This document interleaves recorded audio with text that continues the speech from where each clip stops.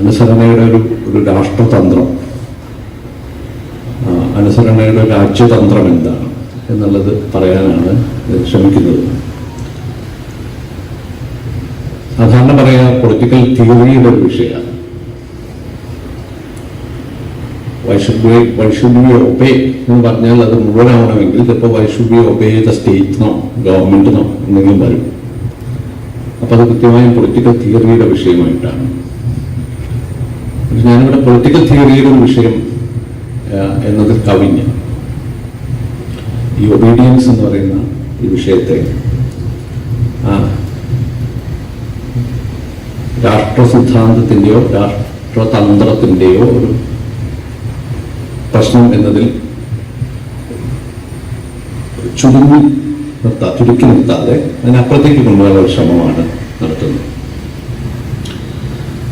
ഒരുപക്ഷെ എനിക്ക് തോന്നുന്നത്, ഇതൊക്കെ എൻ്റെ തോന്നലുകളാണ്, തിരുത്താൻ തയ്യാറുമാണ്. മനുഷ്യന്റെ ഒരു എക്സിസ്റ്റൻഷ്യൽ പ്രെഡിക്കമെന്റിനെ മനസ്സിലാക്കാൻ പറ്റുന്ന ഒരു കീ വേർഡായിട്ട് ഒബീഡിയൻസ് എന്നുള്ളത് ഉപയോഗിക്കാം എനിക്ക് തോന്നിയിട്ടുണ്ട് പലപ്പോഴും. രാഷ്ട്രീയം മാത്രമല്ല, സാമൂഹികവും എല്ലാമായ മനുഷ്യ ജീവിതത്തിന്റെ ഒരു ദുരവസ്ഥയെ, ഒരു പ്രെഡിക്കമെന്റിനെ, ഒരു എക്സിസ്റ്റൻഷ്യലായ പ്രെഡിക്കമെന്റിനെ നമുക്ക് വ്യക്തമാക്കി തരുന്ന അല്ലെങ്കിൽ അതിലേക്ക് ചൂണ്ടുന്ന ഒരു വാക്കായിട്ട് ഒബീഡിയൻസ് എന്നുള്ള വാക്ക് എനിക്ക് തോന്നിയിട്ടുണ്ട്. അപ്പോൾ ഈ ഒബീഡിയൻസ് എന്നുള്ള അവസ്ഥയെ പരിശോധിച്ചാൽ മനുഷ്യരുടെ ജീവിതത്തിന്റെ ഒരു പ്രധാന തലം നമുക്ക് മനസ്സിലാക്കാൻ കഴിയും എന്ന ഒരു വിചാരത്തിൽ നിന്നാണ് ഞാനിത് തുടങ്ങുന്നത്. അങ്ങനെ നോക്കുമ്പോൾ സ്റ്റേറ്റുമായി മാത്രം ബന്ധപ്പെട്ടതല്ല, അത് ഞാൻ പറഞ്ഞു, ഭരണവുമായി ബന്ധപ്പെട്ട മാത്രം വിഷയമല്ല, അല്ലെങ്കിൽ രാഷ്ട്രീയ ഭരണ വ്യവസ്ഥയുമായി മാത്രം ബന്ധപ്പെട്ട ഒരു വിഷയമല്ല. ഒരു എക്സിസ്റ്റൻഷ്യൽ ആയിട്ടുള്ള ഒരു ഡയമെൻഷൻ അതിന് ഉണ്ട്. സാധാരണ ഞാൻ പറയാറുള്ള ഒരു കാര്യം, മനുഷ്യരൊരു വളർത്തുമൃഗമാണ് എന്നുള്ളതാണ്. വളർത്തിയെടുക്കുന്ന ജീവിയാണ് മനുഷ്യർ. ഈ വളർത്തുക എന്ന് പറയുന്നത് തന്നെ പരിശീലിപ്പിക്കുക എന്ന് പറഞ്ഞാൽ അനുസരണം ശീലിപ്പിക്കുക എന്നതാണ്. അപ്പൊ ഇങ്ങനെ നോക്കിക്കഴിഞ്ഞാൽ ഈ അനുസരണം എന്ന് പറയുന്നത് മനുഷ്യരാക്കുന്ന മറ്റ് ജീവികളിൽ നിന്നൊരു പക്ഷെ വ്യത്യസ്തമാക്കുന്ന, ചോദ്യം ചോദിക്കാൻ മറ്റ് ജീവികളിലും അനുസരണയുണ്ടോ എന്നൊക്കെ ചോദിക്കാം. പക്ഷേ സവിശേഷമായ രീതിയിൽ മനുഷ്യരുടെ ജീവിതത്തെ മറ്റ് ജീവിതങ്ങളിൽ നിന്ന് വ്യത്യസ്തമാക്കുന്ന ഒരു വശം ഈ ഒബീഡിയൻസിൽ കാണാൻ പറ്റും. അതുകൊണ്ടാണ് ഞാൻ മനുഷ്യനൊരു വളർത്തുമൃഗമാണ്. അപ്പൊ മനുഷ്യരെ പറ്റി സാധാരണ പറയാറുള്ളത് പല നിർവചനങ്ങളും നമുക്ക് പരിചിതമാണ്. റാഷണൽ അനിമൽ, വളരെ പ്രസിദ്ധമായ പഴയകാലം മുതലേ മനുഷ്യരെ പറ്റി പറഞ്ഞു വരുന്ന ഒരു കഥയാണ് മാനസ റാഷണൽ അനിമൽ. മറ്റൊന്ന് പൊളിറ്റിക്കൽ അനിമൽ, അരിസ്റ്റോട്ടലിന്റെ പ്രസിദ്ധമായ നിർവചനം പൊളിറ്റിക്കൽ അനിമലാണ് മനുഷ്യൻ. സാമൂഹ്യ മൃഗം എന്ന് പറയുന്നത് സോഷ്യൽ അനിമൽ, സോഷ്യാലിറ്റിയാണ് മനുഷ്യനെ മറ്റു മൃഗത്തിൽ നിന്ന് വർദ്ധിപ്പിക്കുന്നത്. അല്ലെങ്കിൽ പൊളിറ്റിക്കൽ പോളിസിന്റെ ഉള്ളിലെ ജീവിതമാണ് മനുഷ്യരെ മനുഷ്യരാക്കുന്നത്. റാഷണാലിറ്റിയാണ് മനുഷ്യനെ മനുഷ്യരാക്കുന്നത്. ഇങ്ങനെ പലതരത്തിൽ മനുഷ്യനെ മൃഗത്തിൽ നിന്ന് വ്യത്യസ്തമാക്കുന്ന ഘടകങ്ങളെ പറ്റി സൂചിപ്പിക്കുന്ന പല നിർവചനങ്ങളും നമുക്ക് പരിചയം. ഇതല്ലാതെ ഉണ്ട് പ്രൊഡ്യൂസിങ് അനിമൽ, അങ്ങനെ പല നിർവചനങ്ങൾ. പക്ഷെ ഈ നിർവചനത്തിലൊക്കെ നോക്കിക്കഴിഞ്ഞാൽ എനിക്ക് തോന്നുന്നത് കാണുന്ന ഒരു കാര്യം, റാഷണൽ അനിമൽ എന്ന് പറയുമ്പോൾ എന്താ, നിങ്ങൾ ചില ചിട്ടകൾ, ചില നിയമങ്ങൾ അനുസരിക്കുമ്പോഴാണ് റാഷണലാണ്. റാഷണാലിറ്റിയുടെ പല ചിട്ടകൾ അനുസരിക്കുക എന്നുള്ളത് അവിടെ ഉണ്ട്. അനുസരിക്കുന്നതിലൂടെ മാത്രമേ ഒരാൾക്ക് റാഷണൽ അനിമലാകാൻ പറ്റൂ. ഇപ്പോൾ ഉദാഹരണത്തിന് ഭാഷ, സംസാരിക്കുന്ന മൃഗം എന്ന് പറയാറുണ്ട്. സംസാരിക്കുക എന്ന് പറയുമ്പോൾ നിങ്ങൾ ചില ചിട്ടകൾ, ചില നിയമങ്ങൾ, ഭാഷയുടെ നിയമങ്ങൾ, ചില വ്യാകരണങ്ങളോ എന്തൊക്കെയോ അനുസരിക്കുന്നുണ്ട്. അനുസരണ ഉണ്ടെങ്കിൽ മാത്രമേ ഒരാൾക്ക് സ്പീക്കിംഗ് അനിമൽ ആവാൻ പറ്റൂ. അനുസരിച്ചുകൊണ്ട് മാത്രമേ ഒരാൾക്ക് പൊളിറ്റിക്കൽ അനിമൽ ആവാൻ പറ്റൂ. ചില വ്യവസ്ഥയെ അനുസരിക്കുന്നുണ്ട്. അനുസരിച്ചുകൊണ്ടേ ഒരാൾക്ക് സോഷ്യൽ അനിമൽ ആവാൻ പറ്റൂ. കാരണം സാമൂഹ്യമായ പല ചിട്ടകളും സംവിധാനങ്ങളും നിയമങ്ങളും വ്യവസ്ഥകളും ഒക്കെ മൂല്യങ്ങളും ഒക്കെ അനുസരിച്ചുകൊണ്ടാണ് സോഷ്യൽ അനിമൽ. ഈ നിർവചനങ്ങളുടെ മുന്നോട്ട് ഉള്ളിൽ നോക്കിയാണ്, അതിനടിയിൽ നോക്കിയാൽ അടിസ്ഥാനപരമായ ഒരു സ്വഭാവമായിട്ട് ഈ അനുസരണം എന്നുള്ളത് കാണാൻ പറ്റും എന്നാണ് എനിക്ക് തോന്നുന്നത്. നേരത്തെ പറഞ്ഞ നിർവചനങ്ങളെക്കാൾ അടിസ്ഥാന തലത്തെ സൂചിപ്പിക്കുന്ന ഒന്നായിരിക്കും അനുസരണയുള്ള മൃഗം ആണ്. ഇപ്പൊ മറ്റു മൃഗങ്ങൾ അനുസരിക്കുന്നത് വെച്ചാൽ പെട്ടെന്ന് നമുക്ക് ഓർമ്മ വരാൻ അനുസരിക്കുന്ന മൃഗങ്ങളാണ്. നമ്മുടെ ചുറ്റുമുള്ള നായ്ക്കളായിരിക്കും, പട്ടികളായിരിക്കും അനുസരിക്കുന്നുണ്ട്. അത് സോഷ്യലൈസ് ചെയ്യപ്പെട്ടിട്ടുണ്ട് ഏതോ തരത്തിൽ. മനുഷ്യരുടെ കൂടെ നടന്ന് മൃഗമാണെന്ന് പോലും മറന്നുപോയി എന്നാണ് കൽപ്പറ്റയുടെ ഒരു കവിത നായയെ പറ്റി. ഞാനത് ഒന്ന് മാറ്റി പറയും. മനുഷ്യനായി നടന്ന് മൃഗമാണെന്നതേ മറന്നുപോയൊരു ജീവിയാണ് മനുഷ്യൻ എന്നാണ് ഞാൻ പറയാറ്. അതായത് പല ചിട്ടകൾ അനുസരിച്ച് മനുഷ്യരായി നടന്ന് മൃഗമാണെന്ന കാര്യം മറന്നുപോയൊരു ജീവിയായിരിക്കും ഒരു പക്ഷെ മനുഷ്യൻ. അപ്പൊ ആ അർത്ഥത്തിൽ അനുസരണ എന്ന് പറയുന്നത് നമ്മളുടെ മനുഷ്യരുടെ ഏറ്റവും മൗലികമായ ഒരു സ്വഭാവത്തെ സൂചിപ്പിക്കുന്ന ഒരു വാക്ക് എന്ന രീതിയിലാണ് ഞാൻ നേരത്തെ പറഞ്ഞത്. നമ്മൾ ദുരവസ്ഥയെ സൂചിപ്പിക്കുന്ന ഒരു കീവേഡായിട്ട് ഒരുപക്ഷെ ഒബീഡിയൻസ് എന്ന വാക്കിനെ എടുക്കാൻ പറ്റും എന്ന് ഞാൻ പറഞ്ഞു. ഇപ്പൊ സാധാരണ നമ്മൾ നോക്കിക്കഴിഞ്ഞാൽ ഒരു വിശന്ന് വലഞ്ഞ് നടക്കുന്ന ഒരു പട്ടി ഭക്ഷണം കണ്ടാൽ അത് കഴിക്കും. അതിപ്പോ വേറെ വീട്ടിലിരിക്കുന്ന ഭക്ഷണമായാലും ഒരു പ്രത്യേക അതിലും ഉള്ളിലിരിക്കുന്ന ഭക്ഷണമാണെങ്കിലും കഴിക്കും. പക്ഷെ മനുഷ്യരൊരു പക്ഷെ കഴിക്കില്ല. വല്ലാതെ വിശന്ന് വലിഞ്ഞ് നടക്കുകയാണെങ്കിൽ പോലും വേറൊരാളുടെ വീട്ടിലത്തെ ഭക്ഷണമാണെങ്കിൽ ഒരു പക്ഷെ നമ്മൾ കഴിക്കാതിരിക്കും. കാരണം നമുക്കറിയാം ചില സാമൂഹ്യമായ ചില മര്യാദകളും ചില അതിർവരമ്പുകളും ഒക്കെ പാലിക്കപ്പെടേണ്ടതുണ്ട്, അനുസരിക്കേണ്ടതുണ്ട്. വിൽഹം ബേഗ് ഒരു മാസ് സൈക്കോളജി ഓഫ് ഫാസിസം എന്നുള്ള പുസ്തകം എഴുതിയ വിൽഹം ബേഗ് അതിൽ പറഞ്ഞൊരു കാര്യമുണ്ട്. വിശന്ന് നടക്കുന്ന ആളുകൾ എന്തുകൊണ്ട് മോഷ്ടിക്കുന്നു എന്നുള്ളതല്ല, വിശന്ന് നടക്കുന്ന മനുഷ്യർ എന്തുകൊണ്ട് മോഷ്ടിക്കുന്നില്ല എന്നുള്ളതാണ് സുപ്രധാനമായ ഒരു വിശകലനം ചെയ്യേണ്ട ഒരു പ്രശ്നം എന്നാണ് വിൽഹം ബേഗ് പറഞ്ഞത്. തികച്ചും അസ്വാഭാവികമായ ഒരു കാര്യമാണ്. വിശന്ന് നടക്കുന്ന ആൾക്ക് ഭക്ഷണം കഴിക്കാൻ പറ്റുന്നില്ല, അല്ലെങ്കിൽ കഴിക്കാൻ ആ ഭക്ഷണം അത് എടുക്കുന്നില്ല. എന്തുകൊണ്ട് എടുക്കുന്നില്ല എന്നുള്ളതാണ് ഏറ്റവും അസ്വാഭാവികമായ ഒരു പ്രശ്നം മനുഷ്യനെ സംബന്ധിക്കുന്നത് എന്ന് വിൽഹം ബേഗ് പറഞ്ഞതായിട്ട്. ഇത് അപ്പോൾ തീർച്ചയായിട്ടും ഈ അനുസരണ ആ അർത്ഥത്തിൽ നോക്കിക്കഴിഞ്ഞാൽ മറ്റ് ജീവികളിൽ നിന്ന് മനുഷ്യരെ വേർതിരിക്കുന്ന ഒരു പ്രധാനപ്പെട്ട ഒരു സ്വഭാവമാണ്. നമുക്കറിയാം ഒബേ എന്നുള്ള ആ വാക്കിൽ നിന്നാണ് ഒരു പക്ഷേ ആ മുഴക്കമുള്ള വാക്കിൽ നിന്നാണ് നമ്മുടെയൊക്കെ ജീവിതം തന്നെ തുടങ്ങുന്നത്. ചെറുപ്പം മുതൽ നോക്കിക്കഴിഞ്ഞാൽ ഒബേ എന്നുള്ള വാക്ക്. ഒരു പക്ഷെ ഞാൻ ഒരു 3-4 വർഷം മുമ്പ് പുറത്ത് യാത്ര ചെയ്തപ്പോൾ ചെറുപ്പക്കാരൻ മുഴുവൻ ഒബേ എന്ന് പറഞ്ഞൊരു ടീഷർട്ട് ധരിച്ചിട്ടുണ്ട്. ഒബേ എന്നാണ് എല്ലാവരും എഴുതുന്നത്. തൊപ്പിയിൽ ഒബേ, ടീഷർട്ടിൽ ഒബേ. ഇതൊരു വലിയ പ്രതിഷേധത്തിന്റെ ഭാഗമായിരുന്നു. പക്ഷെ അത് ഒബേ എന്നുള്ളതല്ല, ഇതിന്റെ പിന്നിൽ ഡിസൊബേ എന്നുള്ളതാണ്. പക്ഷേ അത് വലിയൊരു ഡിസൈനർ, എനിക്ക് പേര് ഓർമ്മയില്ല, ആണ് ഈ ടീഷർട്ട് ഡിസൈൻ ചെയ്തിട്ടുള്ളത്. ഇത് വളരെ പ്രസിദ്ധമായിട്ടുള്ളത്. അതുപോലെ നമ്മുടെയൊക്കെ നെഞ്ചില് ഈ ഒബേ എന്ന് പറയുന്ന ഈ ഒരു ആജ്ഞ, മുഴങ്ങുന്ന ഒരു ആജ്ഞ നമ്മളുടെ ഒക്കെ ഉള്ളിലുണ്ട്. നമ്മുടെ ഓർമ്മ തുടങ്ങുന്നത് തന്നെ ഒബേ എന്ന് നിന്നായിരിക്കും. അത്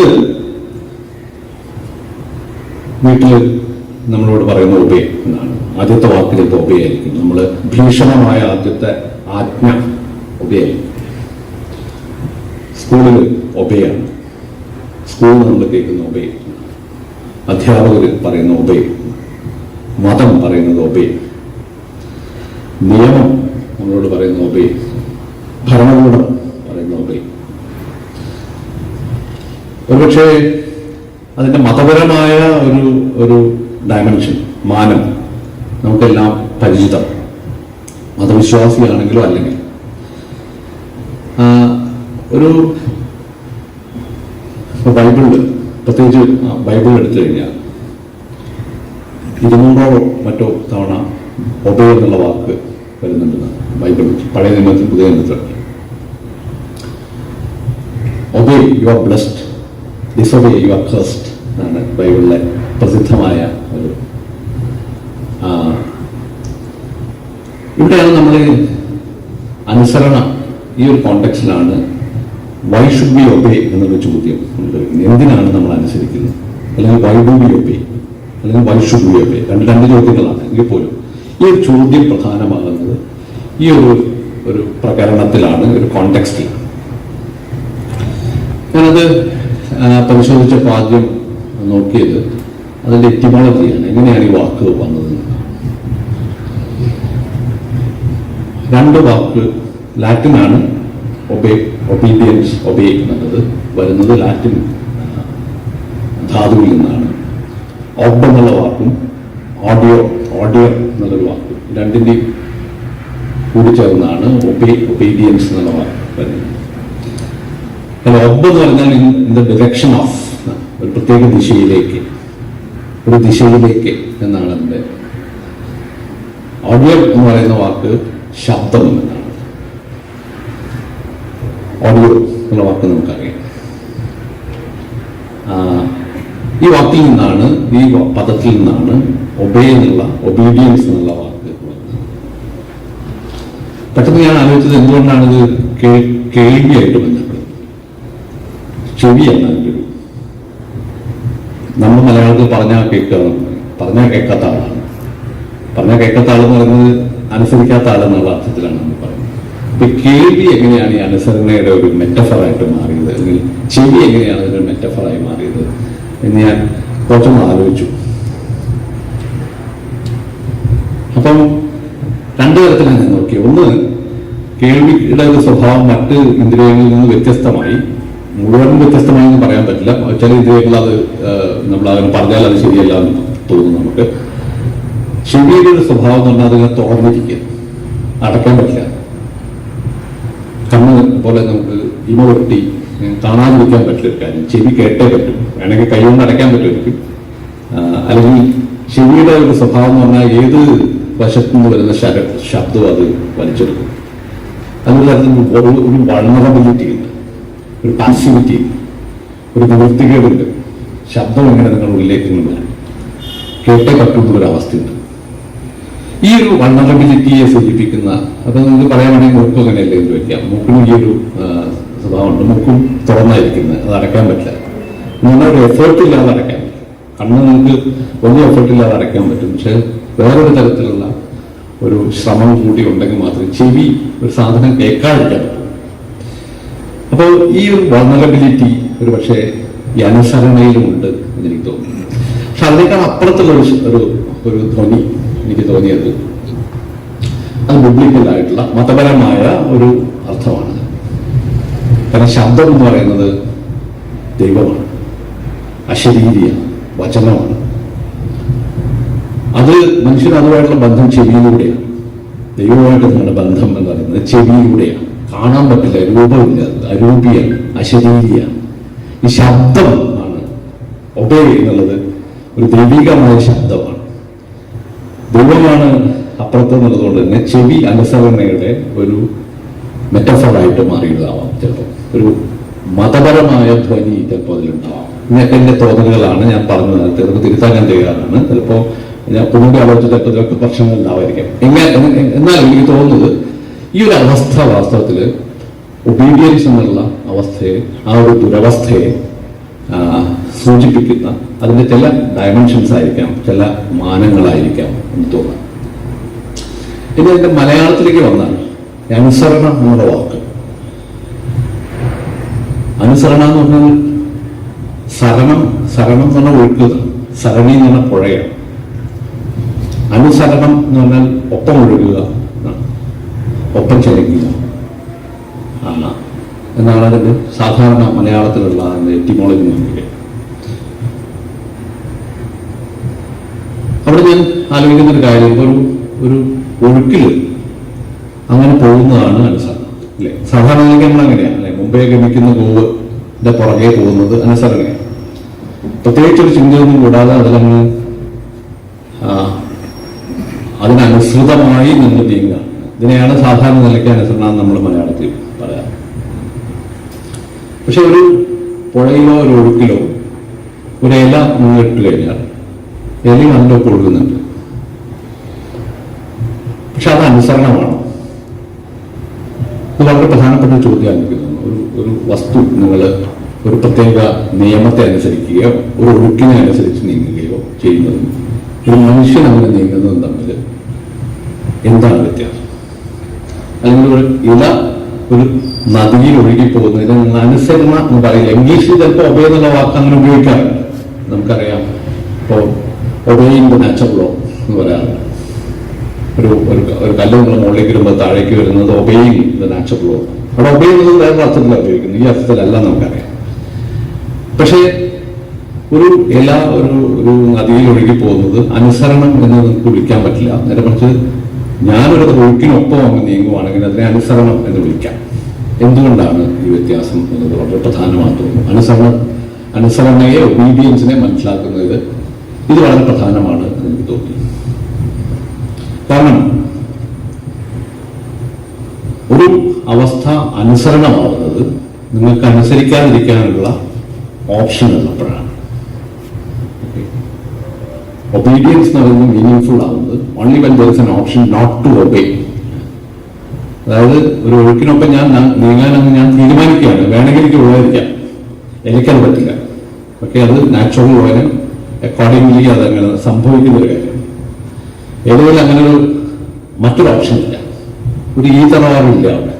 ഒന്നുകിൽ ഒഴുകാം അല്ലെങ്കിൽ ഒഴുകാതിരിക്കാം എന്ന ഒരു ഈ തറവാർ ഇലയിലില്ല. നേരത്തെ എന്റെ ഒഴുക്കിനൊപ്പമുള്ള നീങ്ങലിൽ ആ ഓപ്ഷൻ ഇപ്പോഴും ഉണ്ട്, വേണമെങ്കിൽ എനിക്ക് ഒഴുകാതിരിക്കാം.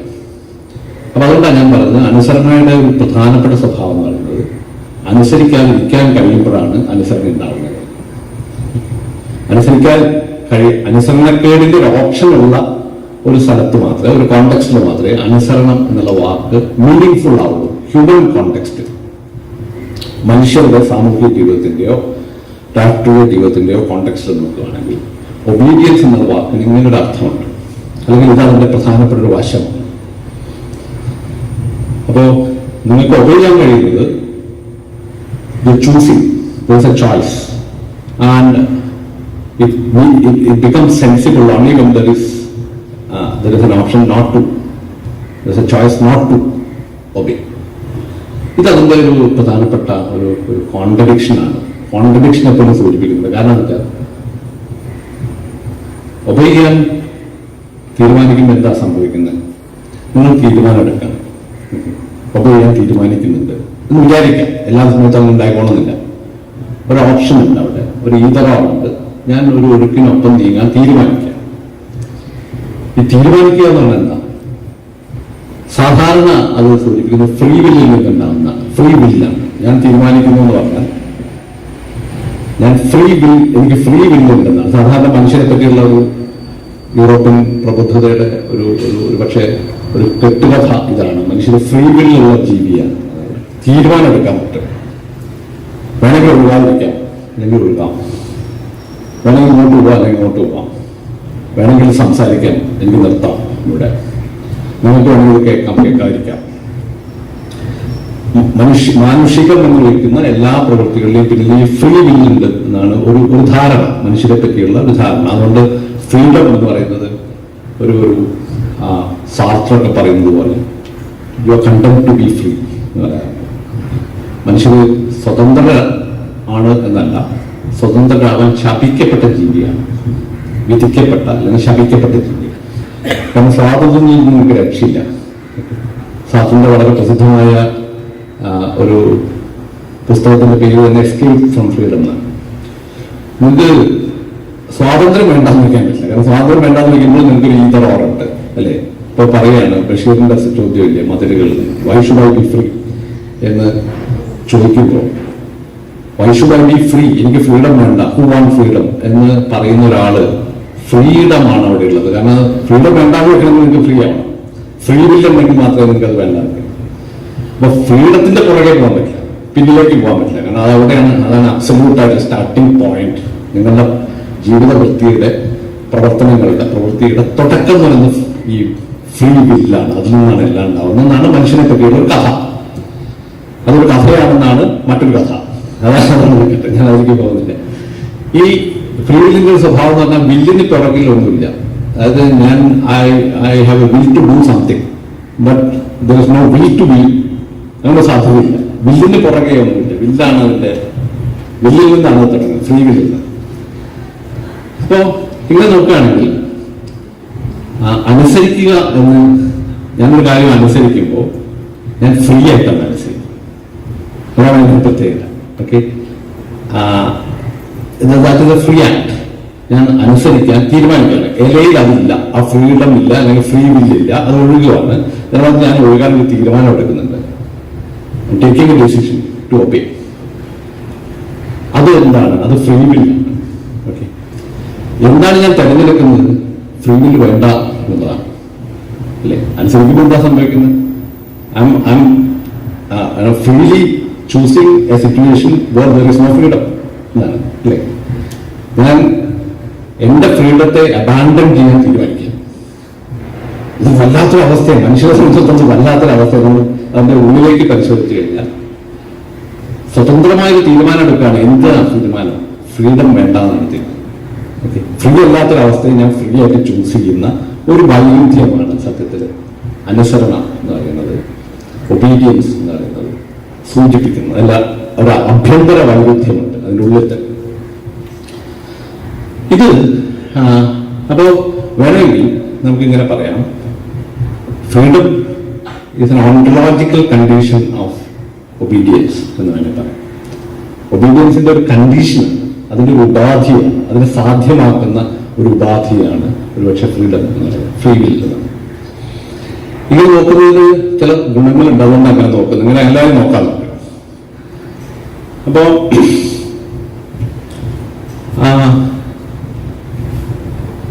അല്ലെങ്കിൽ നിങ്ങളുടെ ഒബീഡിയൻസ് അല്ലെങ്കിൽ പവർ എന്നൊക്കെ നമ്മൾ വിളിക്കുന്നത്, പവർ എന്ന് പറയുന്നത് ഈ ഇതാണല്ലോ, നിങ്ങൾ ഒബീഡിയന്റ് ആക്കുന്ന ഒരു ശക്തിയെ നിങ്ങൾ പവർ എന്ന് വിളിക്കുകയാണെങ്കിൽ, നിങ്ങൾ അനുസരിപ്പിക്കുന്ന ഒരു ഏജൻസിയെ നിങ്ങൾ പവർഫുൾ ആയിട്ടുള്ള ഏജൻസി എന്ന് വിളിക്കുമ്പോൾ ഈ പവർ വാസ്തവത്തിൽ നിൽക്കുന്നത് തന്നെ ഈ പറഞ്ഞ ഫ്രീഡത്തിന്റെ മുകളിൽ. അപ്പോൾ ഫ്രീഡം പറയുന്നത്, ഇപ്പൊ ഫൂക്കോ ഇത് വേറെ രീതിയിൽ പറയുന്നത്, ഫൂക്കോ പറയുന്ന ഒരു കാര്യം, ഫ്രീഡത്തിന്റെ ഓപ്പോസിറ്റ് അല്ല പവർ, അതിന്റെ കണ്ടീഷനാണ്. നമ്മൾ സാധാരണ പറയാം പവർ പുറത്തു അതിനപ്പുറത്ത് ഫ്രീഡം ഉണ്ട്. നമുക്ക് പവറിനെ നിൽക്കുന്ന ഫ്രീഡത്തിന്റെ മുകളിലാണ്. നമ്മൾ പവറിനെ കുറിച്ച്, ഞാൻ ഒബീഡിയൻസിനെ പറ്റിയല്ല, പവറിനെ പറ്റിയുള്ള ഒരു വളരെ പ്രസിദ്ധമായ സിദ്ധാന്തമുണ്ട്. അപ്പൊ ഞാൻ ഇവിടെ പറയാൻ ശ്രമിക്കുന്നത്, ഒബേ ചെയ്യുക എന്ന് പറയുന്നത്, വിൽ ടു ഒബേ എന്ന് പറയുന്നത് ഒരു കോൺട്രഡിക്ഷനാണ്. കാരണം വിൽ ടു ഒബേ എന്ന് പറയുമ്പോൾ അതിന്റെ അർത്ഥം തന്നെ നിങ്ങളൊരു ഫ്രീ വില്ലുണ്ട്, നിങ്ങൾ ആ ഫ്രീ വില്ലിനെ നെഗേറ്റ് ചെയ്യാൻ നിങ്ങൾ തീരുമാനിക്കാം. ഒരു തരത്തിലുള്ള സൂയിസൈഡാണ്, സൂയിസൈഡല്ല ആയിട്ടുള്ള സാധനമാണ്. കാരണം ഞാൻ എന്നെ തന്നെ നിഷേധിക്കലാണ്, എന്റെ ഫ്രീഡം ഞാൻ തന്നെ ബലി കഴിക്കാൻ തീരുമാനിക്കുക, അത് ഫ്രീ ആയിട്ടാണ് തീരുമാനിക്കുന്നത്. അപ്പൊ ഒരു വോളണ്ടറി ആയിട്ടുള്ള ഒരു സർവിറ്റ്യൂഡാണ് ഒരുപക്ഷെ അനുസരണ എന്ന് പറയുന്നത്. വെറും അടിമത്തമല്ല വാസ്തവത്തിൽ അനുസരണ എന്ന് പറയുന്നത്, വോളണ്ടറി ആണത്. വോളണ്ടറി ആയിട്ടുള്ള ഒരു ഒമിഷൻ ഉണ്ട്, ഫ്രീ വില്ലുണ്ട്, സർവിറ്റ്യൂഡ് ഉണ്ട്. വോളണ്ടറി സർവിറ്റ്യൂഡ് എന്ന രീതിയിൽ വേണമെങ്കിൽ നമുക്ക് ഈ അനുസരണ എന്ന് പറയുന്ന അവസ്ഥയെ, ഒബീഡിയൻസ് എന്ന് പറയുന്ന അവസ്ഥയെ കാണാം. ഇതൊക്കെ ടെൻറ്റേറ്റീവ് ആണ്. നമുക്ക് വേണമെങ്കിൽ നിങ്ങൾക്ക് ചലഞ്ച് ചെയ്യാം, ഇതിനും മറ്റൊരു പോസിബിലിറ്റി പറയാൻ പറ്റും. ഇത് പറയുമ്പോൾ ഒരു കാര്യം കൂടി സൂചിപ്പിക്കാൻ അടുത്ത ഘട്ടത്തിലേക്ക്. സത്യത്തിൽ ഇവിടെ എന്താണ് സംഭവിക്കുന്നത് എന്നുള്ളതൊന്നും വളരെ സൂക്ഷ്മമായിട്ട് നോക്കിക്കഴിഞ്ഞാൽ പലതരത്തിലുള്ള സിദ്ധാന്തങ്ങളുണ്ട് ഇതിനെപ്പറ്റി. ഓക്കെ, ഇപ്പൊ വെസ്റ്റേൺ പൊളിറ്റിക്കൽ തിയറിയൊക്കെ നോക്കിക്കഴിഞ്ഞാൽ ഒരുപാട് സിദ്ധാന്തങ്ങൾ ഫിലോസഫിയിലും മറ്റ് സൈക്കോളജിയിലും മറ്റ് സോഷ്യോളജിക്കൽ ആയിട്ടുള്ളതിലൊക്കെ ഒരുപാട് സിദ്ധാന്തങ്ങൾ അവൈലബിൾ ആയിരിക്കും ഒബീഡിയൻസിനെ മനസ്സിലാക്കുന്നത്. വൈ ഡു വി ഒബേ എന്നുള്ളതിനെ കുറിച്ച് പല ധാരണകളുണ്ട്. ഇപ്പോൾ ചിലർ പറയും ഫ്രീഡം തന്നെ ഇല്ല, മനുഷ്യരെന്ന് പറഞ്ഞാൽ പലതരത്തിലുള്ള എക്സ്റ്റേണൽ ആയിട്ടുള്ള ഡിറ്റർമിനേഷൻസ്, പലതരത്തിലുള്ള ബാഹ്യ എന്താ പറയാ നിർണയങ്ങൾക്ക് വിധേയമായ ജീവിയാണ്, അല്ലാതെ സ്വതന്ത്രമായ ഒരു ഇച്ഛ എന്ന് പറയുന്നത് ഇല്ല. ഇപ്പോ ഒരു പരിധി വരെ ചിലപ്പോൾ മാർക്സിസ്റ്റുകളൊക്കെ അത് പറയും. ഓക്കെ, സാമൂഹ്യമായ അല്ലെങ്കിൽ സാമ്പത്തികമായ രാഷ്ട്രീയമായ പലതരത്തിലുള്ള ഘടകങ്ങളാൽ നിർണയിക്കപ്പെട്ട ജീവിയാണ് മനുഷ്യർ. ഈ സ്വാതന്ത്ര്യം എന്ന് പറയുന്നത് ഒരു വെസ്റ്റിന്റെ ഒരു മിത്താണ്, അല്ലെങ്കിൽ മാർക്സ് പറയാതെ ബൂർഷ്വാ നോഷനാണ് എന്നൊക്കെ പറയും. അതൊരു ഏലിയനേഷനുമായിട്ട് ബന്ധപ്പെട്ടാന്നൊക്കെ പറയും. മാർക്സിസ്റ്റ് തിയറി അങ്ങനെ പറയും. വേറെ ചിലർ പറയും അങ്ങനെയല്ല, ഫ്രീ വിൽ എന്ന് പറയുന്ന ഒന്ന് ഉണ്ട് എന്നുള്ള ലിബറൽ ഒരു ചിന്തയുടെ അടിസ്ഥാനം, ലിബർട്ടേറിയൻ എന്നൊക്കെ പറയുന്നത് ആ ഫ്രീ വില്ലിനെ അടിസ്ഥാനപ്പെടുത്തി തുടങ്ങുന്നത്. അവരുടെ രാഷ്ട്രീയ സിദ്ധാന്തമൊക്കെ തുടങ്ങുന്നത് ഫ്രീ ഓട്ടോണമസ് ആയിട്ടുള്ള ഇൻഡിവിജ്വലാണ് മനുഷ്യൻ. അതിൽ നിന്നാണ് ആ സിദ്ധാന്തം മുഴുവൻ നിൽക്കുന്നത്. അത് ആങ്കർ ചെയ്യുന്നത് ഈ ഫ്രീഡം, ഫ്രീ വിൽ എന്നുള്ള ആശയത്തിൽ നിന്നാണ്. ചിലത് ഫ്രീഡം ഇല്ല എന്നുള്ള അതിന്റെ നേരെ ഓപ്പോസിറ്റ് ആയിട്ടുള്ള ഒരു ഡിറ്റർമിനിസ്റ്റിക് ആയിട്ടുള്ള സിദ്ധാന്തങ്ങൾ ഉണ്ട്. ഇതൊന്ന് അതിലേക്ക് ഞാൻ കടക്കുന്നില്ല. ഇപ്പോൾ നമ്മൾ ഈ സിറ്റുവേഷനെ ഒന്ന് വളരെ സൂക്ഷ്മമായിട്ട് നോക്കുമ്പോൾ അതുണ്ടാകുന്ന അതിൻ്റെ ഒരു കോംപ്ലക്സിറ്റി, അതിൻ്റെ ഒരു സങ്കീർണത എന്താണ്? ഈ വിൽ ടു ഒബേ എന്ന് പറയുന്നതിന്റെ കോൺട്രഡിക്ഷൻ, അതിനെ ഒന്നും കൂടി അടുത്ത് നിന്ന് പരിശോധിക്കുമ്പോൾ, അല്ലെങ്കിൽ അതിന്റെ സങ്കീർണതയെ നമ്മൾ ഒന്നും കൂടി ആഴത്തിൽ പരിശോധിക്കാൻ ശ്രമിക്കുമ്പോൾ സംഭവിക്കുന്ന ഒരു കാര്യം, ഒരു പെർസ്പെക്റ്റീവ് ഞാൻ പറയാം. ഇതും സാർട്ര് തന്നെ പറഞ്ഞിട്ടുള്ള ഒരു ഉദാഹരണമാണ്. സാർട്ര് ഇതിനെ ബാക്ക് ഫെയ്ത്ത് എന്നൊക്കെയാണ് സാർട്ര് വിളിക്കുന്നത്. ഞാൻ അതിന്റെ സാങ്കേതികമായ പദങ്ങളിലേക്കൊന്നും പോവാതെ എന്താണ് സാർട്ര് പറയാൻ ശ്രമിച്ച കാര്യം എന്നുള്ളത് സാർട്രിന്റെ തന്നെ ഒരു പ്രസിദ്ധമായ ഉദാഹരണത്തിലൂടെ പറയാൻ ശ്രമിക്കാം. ഒരു റെസ്റ്റോറന്റ്, സാർട്രിന്റെ മിക്കവാറും ഉദാഹരണങ്ങളൊക്കെ റെസ്റ്റോറന്റിലാണ്. സാർട്ര് ഞാൻ നോക്കിയിട്ട് മിക്കവാറും സാർട്ര് പറഞ്ഞിട്ടുള്ള ഉദാഹരണങ്ങൾ റെസ്റ്റോറന്റ് ബന്ധപ്പെട്ട വെയിറ്റർ ഒക്കെ വളരെ പ്രധാനപ്പെട്ട ക്യാരക്ടേഴ്സാണ്. ആനുഷംഗികമായിട്ട് പറയട്ടെ, സാർട്രിന്റെ പഠിപ്പിച്ച സ്ഥലത്ത് പോയപ്പോ സാർട്ര് ഇതിന്റെ സ്ഥിരം ചായ കുടിച്ചിരുന്ന റെസ്റ്റോറന്റിൽ സാർട്ര് ഇരിക്കുന്ന ചെയർ എനിക്ക് വളരെ പ്രധാനമായിട്ട് ആളുകൾ പോയി കാണുന്ന ഒരു സ്ഥലം. അത് ആ റെസ്റ്റോറന്റാണ് പുള്ളി പല ഉദാഹരണങ്ങളും ആക്കി എടുത്തിട്ടുള്ളത്. അപ്പോ സാർട്ര് പറയുന്ന ഒരു കാര്യം, ഇപ്പൊ നിങ്ങളൊരു ഡേറ്റിങ്ങിന്റെ ഒരു ഉദാഹരണമാണ്. ഒരു പെൺകുട്ടി ഒരു ആൺകുട്ടിയും കൂടി ഒരു ഡേറ്റിംഗ് ഒരു റെസ്റ്റോറന്റിൽ പോകുന്നു, സംസാരിക്കുന്നു. പെൺകുട്ടിക്ക് ചെറിയ ആഭിമുഖ്യമുണ്ട് ഇവരോട്, അയാൾക്ക് ചെറുതല്ലാത്ത ആഭിമുഖ്യം ഇങ്ങോട്ടും ഉണ്ട്. പക്ഷെ ഇത് പുറത്ത് പറയുന്നില്ല, അങ്ങോട്ടും ഇങ്ങോട്ടും ഇവർ സംസാരിക്കുന്നതിനിടയ്ക്ക് ആൺകുട്ടി കയ്യ് ഇവരുടെ മേത്ത് തൊടുന്നു, സ്പർശിക്കുന്നു. അപ്പോ സത്യത്തില് അവിടെ ആ ഒരു സിറ്റുവേഷന് സാർട്രിന്റെ വിശകലനം ചെയ്യുന്നത് പേജുകളുണ്ടത് അതിന്റെ വിശകലനം. സാർട്ര് പറഞ്ഞ എന്താണ് അവിടെ സംഭവിച്ചത്? ആ കുട്ടികൾ കൈ മാറ്റുന്നില്ല, എന്നാൽ മാറ്റാൻ ആഗ്രഹമുണ്ടോ? മാറ്റാൻ ആഗ്രഹമുണ്ട്. അവിടെ ഇരിക്കണമെന്ന് കൈ അവിടെ തന്നെ അവിടെ തന്നെ ഇരുന്നോട്ടം തിരിച്ചിട്ടാണോ അവിടെ ചെയ്തത്? അതുമല്ല, ഇതൊരു പ്രത്യേക സിറ്റുവേഷൻ എന്നാണ് സാർട്ര് പറയുന്നത്. അത് പറയുന്നത് അവിടെ ഈതറാറുണ്ട്, വേണമെങ്കിൽ എനിക്ക് കൈ വിഡ്രോ ചെയ്യാം, അവിടെ വെക്കാം. രണ്ട് ഓപ്ഷൻ ഉണ്ട്, ഈതർ ഓർ. ഓക്കെ, രണ്ട് ഓപ്ഷൻ അവിടെ ഉണ്ട്. അപ്പൊ ഫ്രീഡം ഉണ്ട്, അവിടെ ഫ്രീഡം അവിടെ ഉണ്ട്.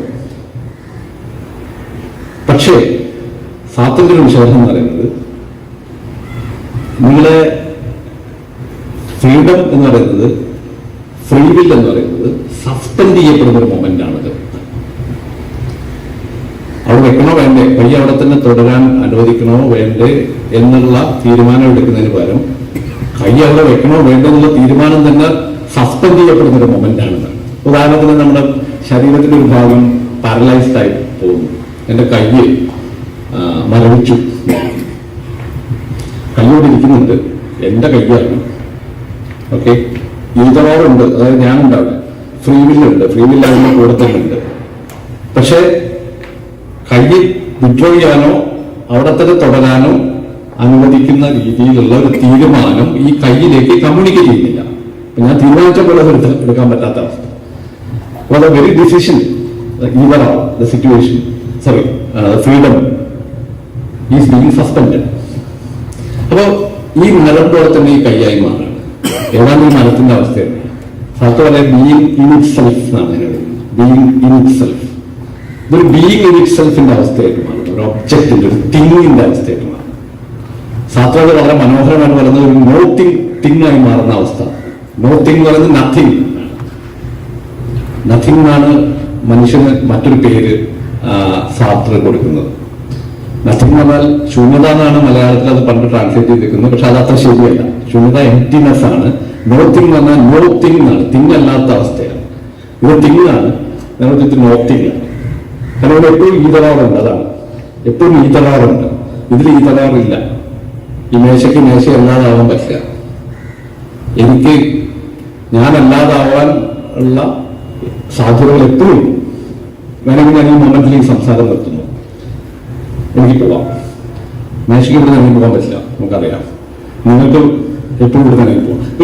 ഈ തരമാണ് മനുഷ്യൻ എന്നുള്ളതുകൊണ്ടാണ് നോത്തിങ് ആണ്, നത്തിങ്നെസ് ആണ് മനുഷ്യൻ എന്നുള്ള സാർട്ടിന്റെ വളരെ പ്രസിദ്ധമായ നത്തിങ്നെസ് ആണ് ഫ്രീഡം എന്നാണ് സാർട്ട് പറയുന്നത്. നത്തിങ്നെസ്, ആ നത്തിങ് എന്നുള്ളത് തിങ്ങായി മാറുന്ന ഒരു അവസ്ഥയാണ് സാർട്ട് പറയുന്ന സിറ്റുവേഷൻ. എന്നാൽ ഈ നോത്തിങ് തിങ്ങായി മാറുന്നു. തിങ്ങായി മാറുക എന്ന് പറഞ്ഞാൽ decision is being suspend, free will is being suspended. ഇല്ലാതാവല്ല, പക്ഷെ ആ ഒരു പ്രത്യേക മൊമെന്റിൽ, ആ സിറ്റുവേഷനിൽ, ആ ഒരു കോണ്ടെക്സ്റ്റിൽ നിങ്ങൾ തീരുമാനം എടുക്കുകയോ എടുക്കാതിരിക്കുകയോ ചെയ്യാന്നുള്ളതല്ല, തീരുമാനിക്കാനുള്ള നിങ്ങളുടെ കഴിവ് തന്നെ സസ്പെൻഡ് ചെയ്യപ്പെടുന്ന ഒരു സിറ്റുവേഷൻ, ഒരു മരവിപ്പ് എന്ന് വേണമെങ്കിൽ പറയാം. ഇതിനെയാണ് സത്യത്തിൽ അനുസരണയിൽ സംഭവിക്കുന്നതായിരിക്കും. പക്ഷെ നിങ്ങൾ ശരിയാണ്, നിങ്ങൾക്ക് തീരുമാനിക്കാം, അനുസരിക്കാതിരിക്കാം. പക്ഷേ വിൽ ടു ഒബേ എന്ന് പറയുന്നതിൽ വോളണ്ടറി ആയിട്ടുള്ള സർവിറ്റ്യൂഡ് എന്ന് പറയുന്ന ഒരു സിറ്റുവേഷൻ ഒരു പക്ഷേ the very decision of the freedom of taking a decision, choosing, choice, either or is being suspended എന്ന് പറയുന്ന ഒരു അവസ്ഥയാണ് സാധാരണ അനുസരണം. ഇത് നമ്മൾ പല സന്ദർഭങ്ങളുമായിട്ടൊന്ന് ആലോചിച്ച് നോക്കാം. നമ്മുടെ ജീവിതത്തിന്റെ പല സന്ദർഭങ്ങളുമായിട്ട്, രാഷ്ട്രീയമോ അല്ലാതുമായിട്ടുള്ള സന്ദർഭങ്ങളുമായിട്ട് ആലോചിച്ചാൽ ഇതിന് ശരിയില്ലെന്ന് തോന്നുന്നു എനിക്ക്. ഈ ഒരു മരവിപ്പിന്റെ അവസ്ഥ ഇതിനെ വേണമെങ്കിൽ ഒരു വാക്ക്, നിങ്ങൾ തിയറിയിൽ നമുക്ക് പരിചിതമായ മറ്റൊരു വാക്ക് ഡൊസൈൽ അല്ലെങ്കിൽ ഡൊസിലിറ്റി എന്നുള്ള വാക്കാണ് ഫുക്കോ ഒക്കെ ഉപയോഗിക്കുന്നത്. ഏതാണ്ട് ഈ ഒരു അവസ്ഥയാണ്. അത് വൾണറബിൾ ആണ്, അത് എന്തും ആക്കി മാറ്റാം. കാരണം അത് ഈ ഡിസിഷൻ സസ്പെൻഡ് ചെയ്യപ്പെട്ട ബോഡിയുടെ ഒരു പാർട്ടാണ് ഈ കയ്യിൽ. അല്ലെങ്കിൽ ഫ്രീ വില്ല് സസ്പെൻഡ് ചെയ്യപ്പെട്ട ശരീരത്തിന്റെ ഒരു ഭാഗമാണ് ഇത്. ഡൊസിലിറ്റി ഉണ്ട്. ഇതാണ് എന്റെ ഒരു നോട്ടത്തില് ഈ ഡൊസിലിറ്റിയാണ് ആധുനിക രാഷ്ട്രീയത്തിന്റെ ഒരു പാരഡൈം ആയിട്ട് മാറിയത് എന്നാണ് എന്റെ ഒരു ചിന്ത നിങ്ങളുമായിട്ട് ഷെയർ ചെയ്യാൻ.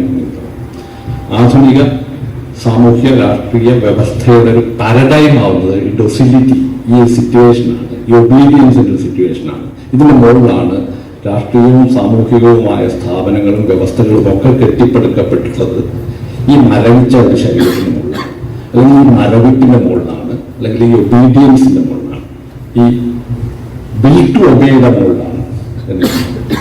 ഇതാണ് ഇതിന്റെ സിറ്റുവേഷനെ വളരെ കോംപ്ലക്സ് ആക്കുന്ന ഒരു കാര്യം. ഞാൻ ചില ഇൻസ്റ്റൻസസ് ഇതുമായിട്ട് ബന്ധപ്പെട്ട് രണ്ട് കാര്യങ്ങളാണ് നടന്ന് എന്ന് എനിക്ക് തോന്നുന്നു.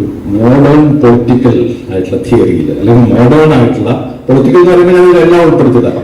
ഓക്കെ, നമ്മുടെ സാമൂഹ്യ ജീവിതത്തിന്റെ വ്യവസ്ഥാപിതമായ എല്ലാ ഘടകങ്ങളും നിലനിൽക്കുന്നത് ആധുനികത എന്നൊക്കെ നമ്മൾ വിളിക്കുന്നത്. അതിനുള്ള റെസ്പോൺസ് ആയിട്ടായിരിക്കും ഒരു പക്ഷേ മോഡേണിസം ഉണ്ടാവുന്നത് തന്നെ. നമുക്കറിയാം അതിന്റെ അടിസ്ഥാനം ഈ ഒരു ചിന്ത തന്നെയാണ്. ഇതിനെ എങ്ങനെയാണ് ചാലഞ്ച് ചെയ്യുക? ഡിസൊബേ എന്നുള്ളതാണ് മോഡേണിസത്തിന്റെ അടിസ്ഥാനം തന്നെ. ഓക്കെ, ഡിസൊബേ എന്നുള്ളതാണ്. അതാണ് ഞാൻ അതിലേക്ക് പോകുന്നത്. എങ്ങനെയാണ് ഈ ഡൊസിലിറ്റി becoming a paradigm of modern politics, modern political theory or whatever, okay, എന്നുള്ളത് വളരെ പ്രധാനപ്പെട്ട ഒരു ആലോചനാ വിഷയമാണ് എനിക്ക് തോന്നുന്നു. ഒന്നെനിക്ക് തോന്നിയിട്ടുള്ള ഒരു കാര്യം, ഈ സിറ്റുവേഷനെ ഒരു മോറൽ സിറ്റുവേഷനാക്കി മാറ്റുകയാണ് മോഡേൺ ആയിട്ടുള്ള ഘട്ടത്തിലുണ്ടായത്. എന്താണ് ഈ മോറൽ സിറ്റുവേഷൻ?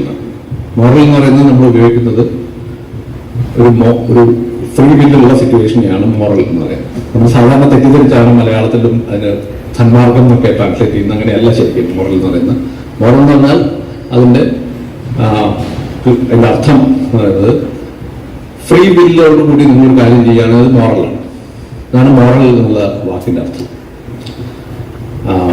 ഫ്രീ വിൽ ഇല്ലാത്ത ഒരു സിറ്റുവേഷനിൽ നമ്മൾ അമോറലാണ്. ഇമ്മോറൽ അല്ല, അമോറലാണ്. ഉദാഹരണത്തിന് ഗാന്ധി പറയുന്നൊരു, ഞാൻ ഗാന്ധിയാണ് ഇപ്പോൾ അത് എന്റെ ക്ലാസ്സിൽ ഈ മോറൽ എന്നുള്ളതിനെ പറ്റി പറയുമ്പോഴും ഗാന്ധിയുടെ ഉദാഹരണമാണ് പറയാറ്. ഗാന്ധി പറയുന്ന ഒരു ഉദാഹരണം എത്തിക്കൽ റിലിജിയൻ എന്ന് പറഞ്ഞ ചെറിയ പുസ്തകമുണ്ട് ഗാന്ധിയുടെ. വളരെ ചെറിയ പുസ്തകമാണ്, പക്ഷെ വളരെ മനോഹരമായ പുസ്തകം. അതിൽ ഗാന്ധി പറയുന്ന അത് വിശദീകരിക്കുന്നത് എങ്ങനെയാണ്? ഇപ്പൊ ഒരു യാന്ത്രികമായിട്ട് ഒരാൾ പ്രവർത്തിക്കുക, മെഷീനെ പോലെ, യാന്ത്രികമായി യന്ത്രത്തെ പോലെ ഒരാൾ പ്രവർത്തിക്കുക എന്ന് പറഞ്ഞാൽ വേണമെങ്കിൽ നമ്മൾ അനുസരണയുടെ ഒരു സിറ്റുവേഷൻ അതാണ് പറയാം. അവരെല്ലാം ഒഴുകി പോകുന്നത് പോലെ ഡിസിഷൻ ഇല്ലാതെ ഒരാൾ അനുസരിക്കുന്നുണ്ടെങ്കിൽ ആ ഒരു സിറ്റുവേഷൻ അമോറലാണ്, അവിടെ മോറൽ അല്ല, കാരണം ഫ്രീഡമില്ല. പക്ഷേ യാന്ത്രികമായി പെരുമാറുന്നതാണ് ഉചിതം എന്ന് ഒരാളെ തീരുമാനിച്ച് തന്നെ ചെയ്യുകയാണെങ്കിൽ അത് മോറലാണ്. അതാണ് ഗാന്ധിയുടെ വളരെ പ്രസിദ്ധമായ നിങ്ങൾ യാന്ത്രികമായി പ്രവർത്തിക്കുന്നത് മോറലല്ല, അമോറലാണ്. മൊറാലിറ്റി അവിടില്ല. നിങ്ങൾ യാന്ത്രികമായി പ്രവർത്തിക്കുന്നതാണ് നല്ലതെന്ന് ഞാൻ തീരുമാനിച്ചിട്ട് അങ്ങനെ പ്രവർത്തിക്കുകയാണെങ്കിൽ അത് മോറൽ ആക്ഷനാണ് എന്നാണ് ഗാന്ധി പറയുന്നത്. അപ്പൊ ഞാൻ പറഞ്ഞത് ഈ അർത്ഥത്തിലെടുക്കുകയാണെങ്കിൽ സത്യത്തില് ഈ ഡൊസിലിറ്റിയുടെ സിറ്റുവേഷനെ മോറൽ സിറ്റുവേഷൻ ആക്കി മാറ്റുക. സത്യത്തിൽ മോറൽ സിറ്റുവേഷൻ അല്ല, കാരണം അവിടെ ഫ്രീഡില്ല. ഫ്രീഡിൽ ഇസ് ബീങ് സസ്പെൻഡ് ആയിട്ടുള്ള സിറ്റുവേഷനാണ്, മരവിട്ടുള്ള സിറ്റുവേഷനാണ്.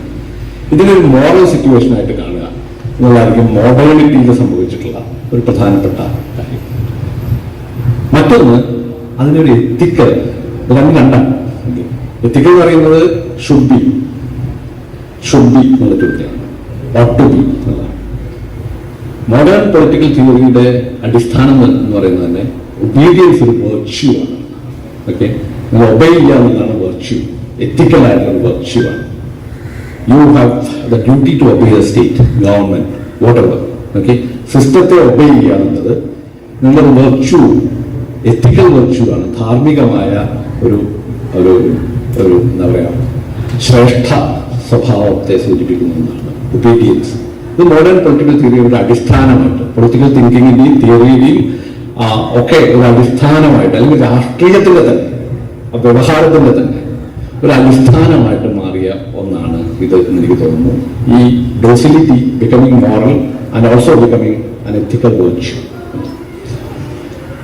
ഇത് സൂചിപ്പിക്കുന്നതിന് വേണ്ടി ഞാൻ പറയാറുള്ള ഒരു കാര്യം, ഇപ്പോൾ പൊളിറ്റിക്കൽ തിയറി ശരിക്കും തുടങ്ങുന്നത് മോഡേൺ പൊളിറ്റിക്കൽ തിയറി എന്ന് പറയുന്നത്, അല്ലെങ്കിൽ തിങ്കിങ് എന്ന് പറയുന്നത് നമ്മൾ സാധാരണ പറയുന്ന ഈ ഒരു പ്രോസസ്സ് തന്നെ തുടങ്ങുന്നതായിട്ട് പറയപ്പെടുന്നത് സോക്രാറ്റിക് ആയിട്ടുള്ള രീതിയിൽ നമുക്കറിയാം.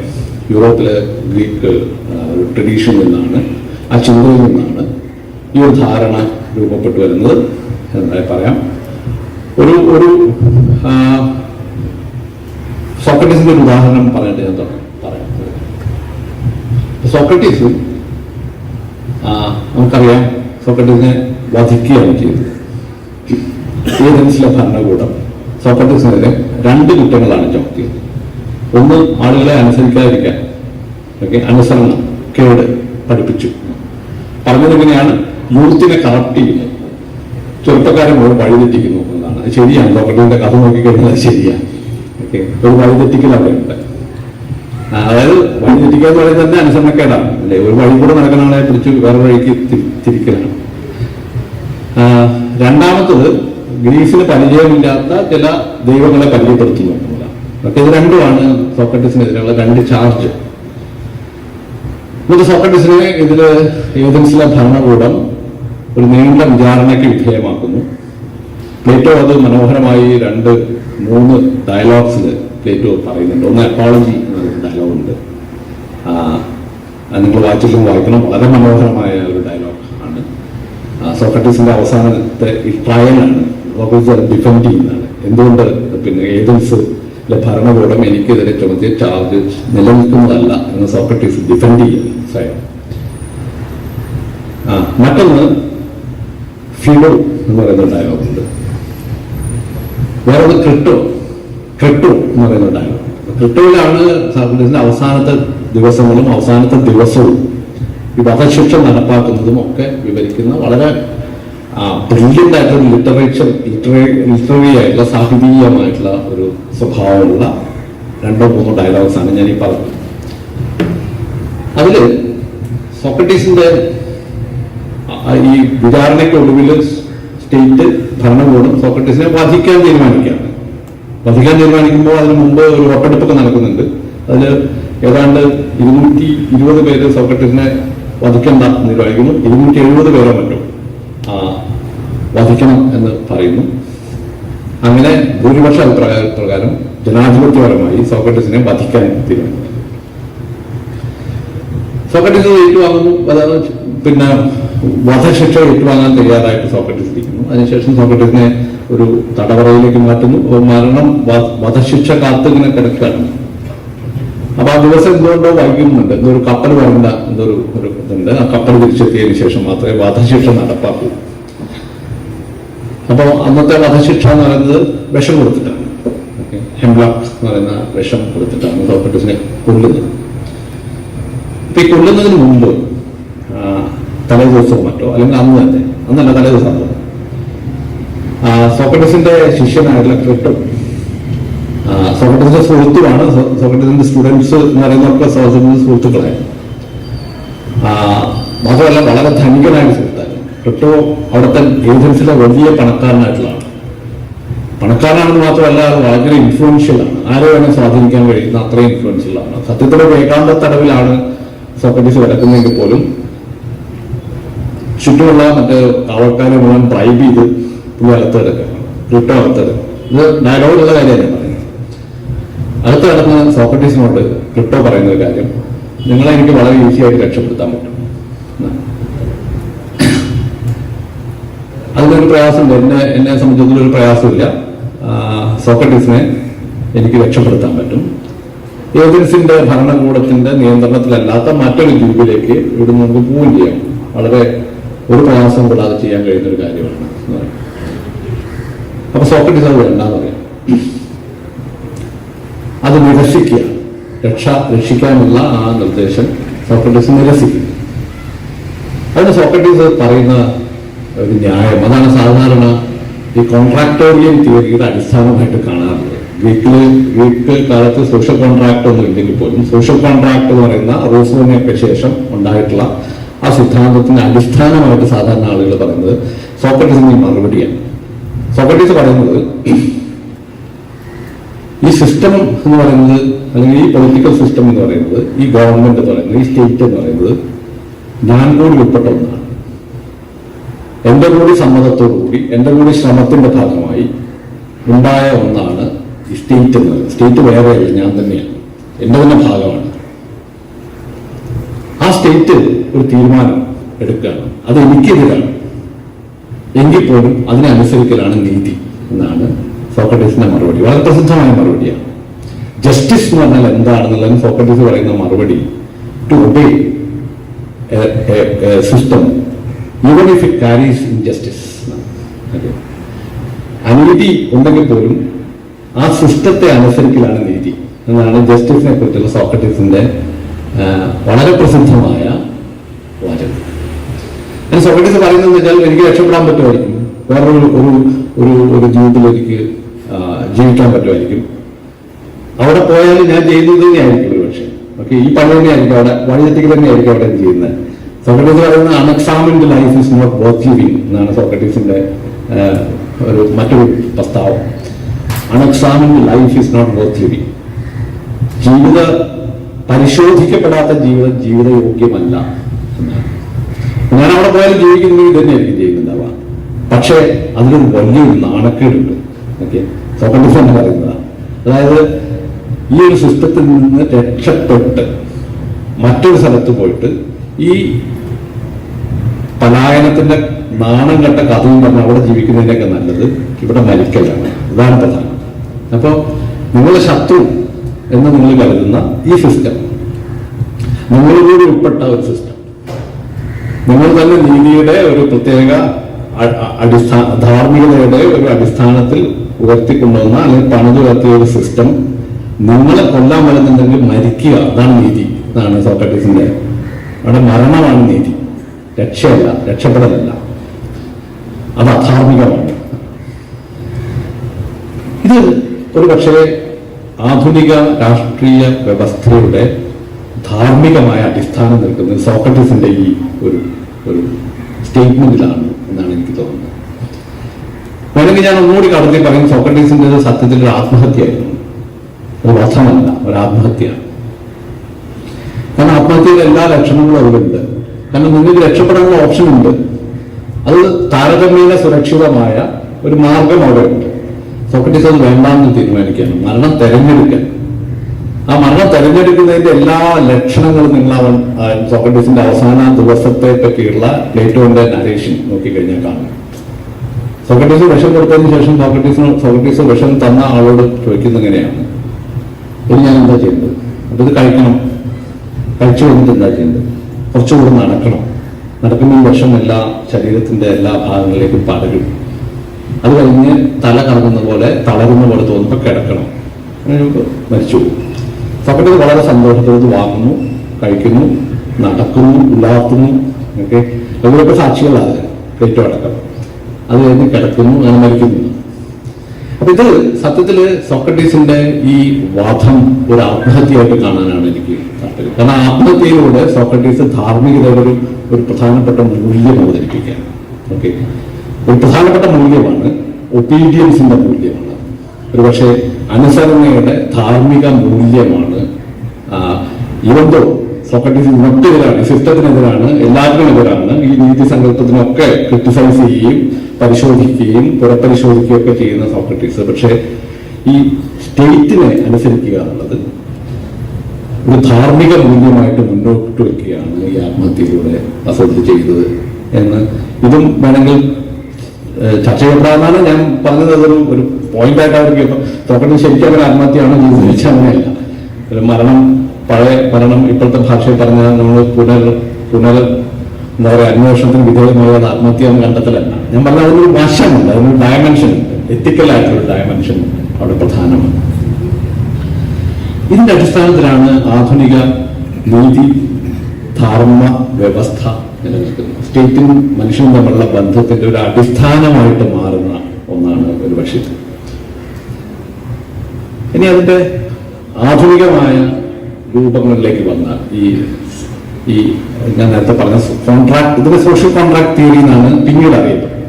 നമുക്കറിയാവുന്നതാണ്, എല്ലാവർക്കും അറിയുന്നതാണ്. റൂസോവിനെ പോലുള്ള ആളുകൾ, ലോക്ക്, അതുപോലെ പിന്നെ തോമസ് ഹോബ്സ് ഇങ്ങോട്ട് വന്നു കഴിഞ്ഞാൽ വേണമെങ്കിൽ ഇപ്പം അമർത്യാസൻ അടക്കമുള്ള ആളുകൾ ഒരു പരിധി വരെ ഈ പൊളിറ്റിക്കൽ സിസ്റ്റത്തെ കുറിച്ചുള്ള അവരുടെ പ്രധാനപ്പെട്ട ഒരു കാഴ്ചപ്പാടിന് അടിയിൽ ഈ കോൺട്രാക്ടേറിയൻ ആയിട്ടുള്ള കാഴ്ചപ്പാടാണ് സോഷ്യൽ കോൺട്രാക്ട്. അതായത് സ്റ്റേറ്റ് നിലവിൽ വന്നത് ഇങ്ങനെ കോൺട്രാക്റ്റിലൂടെ.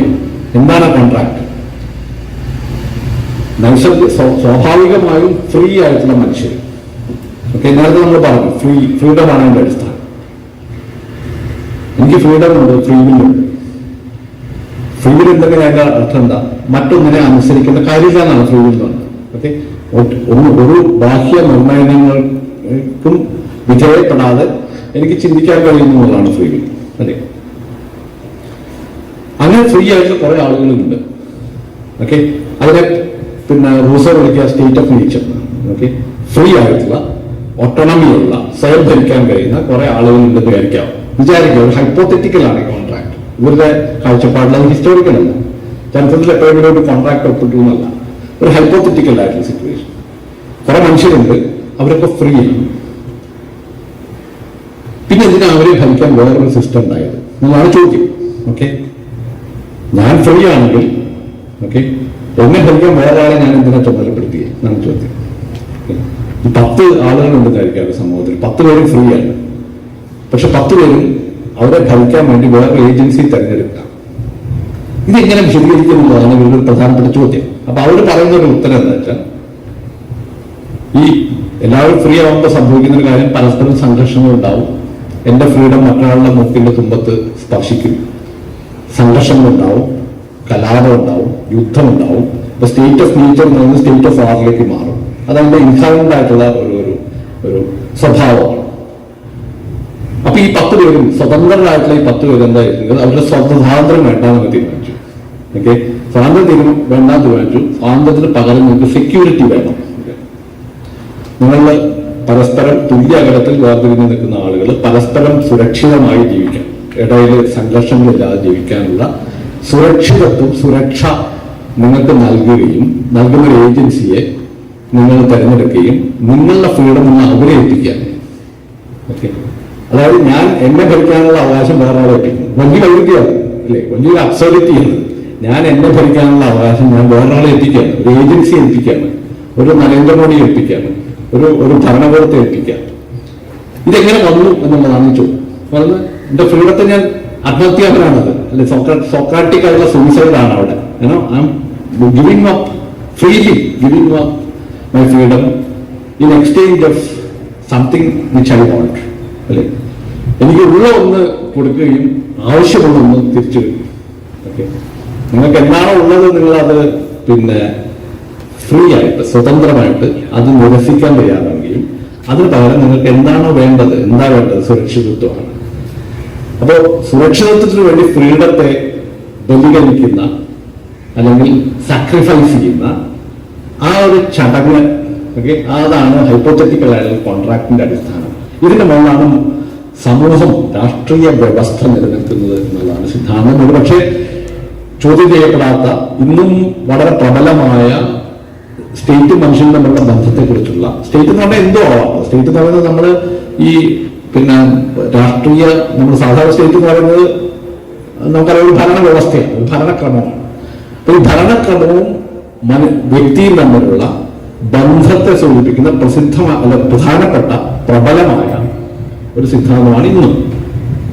അതിന്റെ അടിസ്ഥാനത്തിലായിരിക്കും ചിലപ്പോൾ വെസ്റ്റേൺ സിവിലൈസേഷൻ തന്നെ നിൽക്കുന്നത്. മോഡേൺ സിവിലൈസേഷൻ എന്ന് പറയുന്നത് നിൽക്കുന്നത് തന്നെ കോൺട്രാക്ടോറിയൻ ആയിരിക്കും. അതിന്റെ പിന്നിൽ സോക്രാറ്റിക് ആയിട്ടൊരു സൂയിസൈഡ് ഉണ്ട് എന്നാണ് ഞാൻ പറയാൻ ശ്രമിച്ചത്. ഇത് പക്ഷെ ചോദ്യം ചെയ്തിട്ടുള്ള വളരെ കുറച്ച് പേരുള്ളൂ. ചില അനാർക്കിസ്റ്റുകളുണ്ട്. അനാർക്കിസം എന്ന് പറയുന്നത് അനാർക്കിസ്റ്റുകൾ പറയുന്നത് ഈ കോൺട്രാക്ട് ആവശ്യമില്ല എന്ന് വാദിക്കുന്നവരെയാണ് അനാർക്കിസ്റ്റുകൾ എന്ന് പറയുന്നത്. അനാർക്കി എന്ന് പറഞ്ഞാൽ രാജ്യമാണ്. അരാജകം എന്ന് പറഞ്ഞാൽ ഭരണം ആവശ്യമില്ല.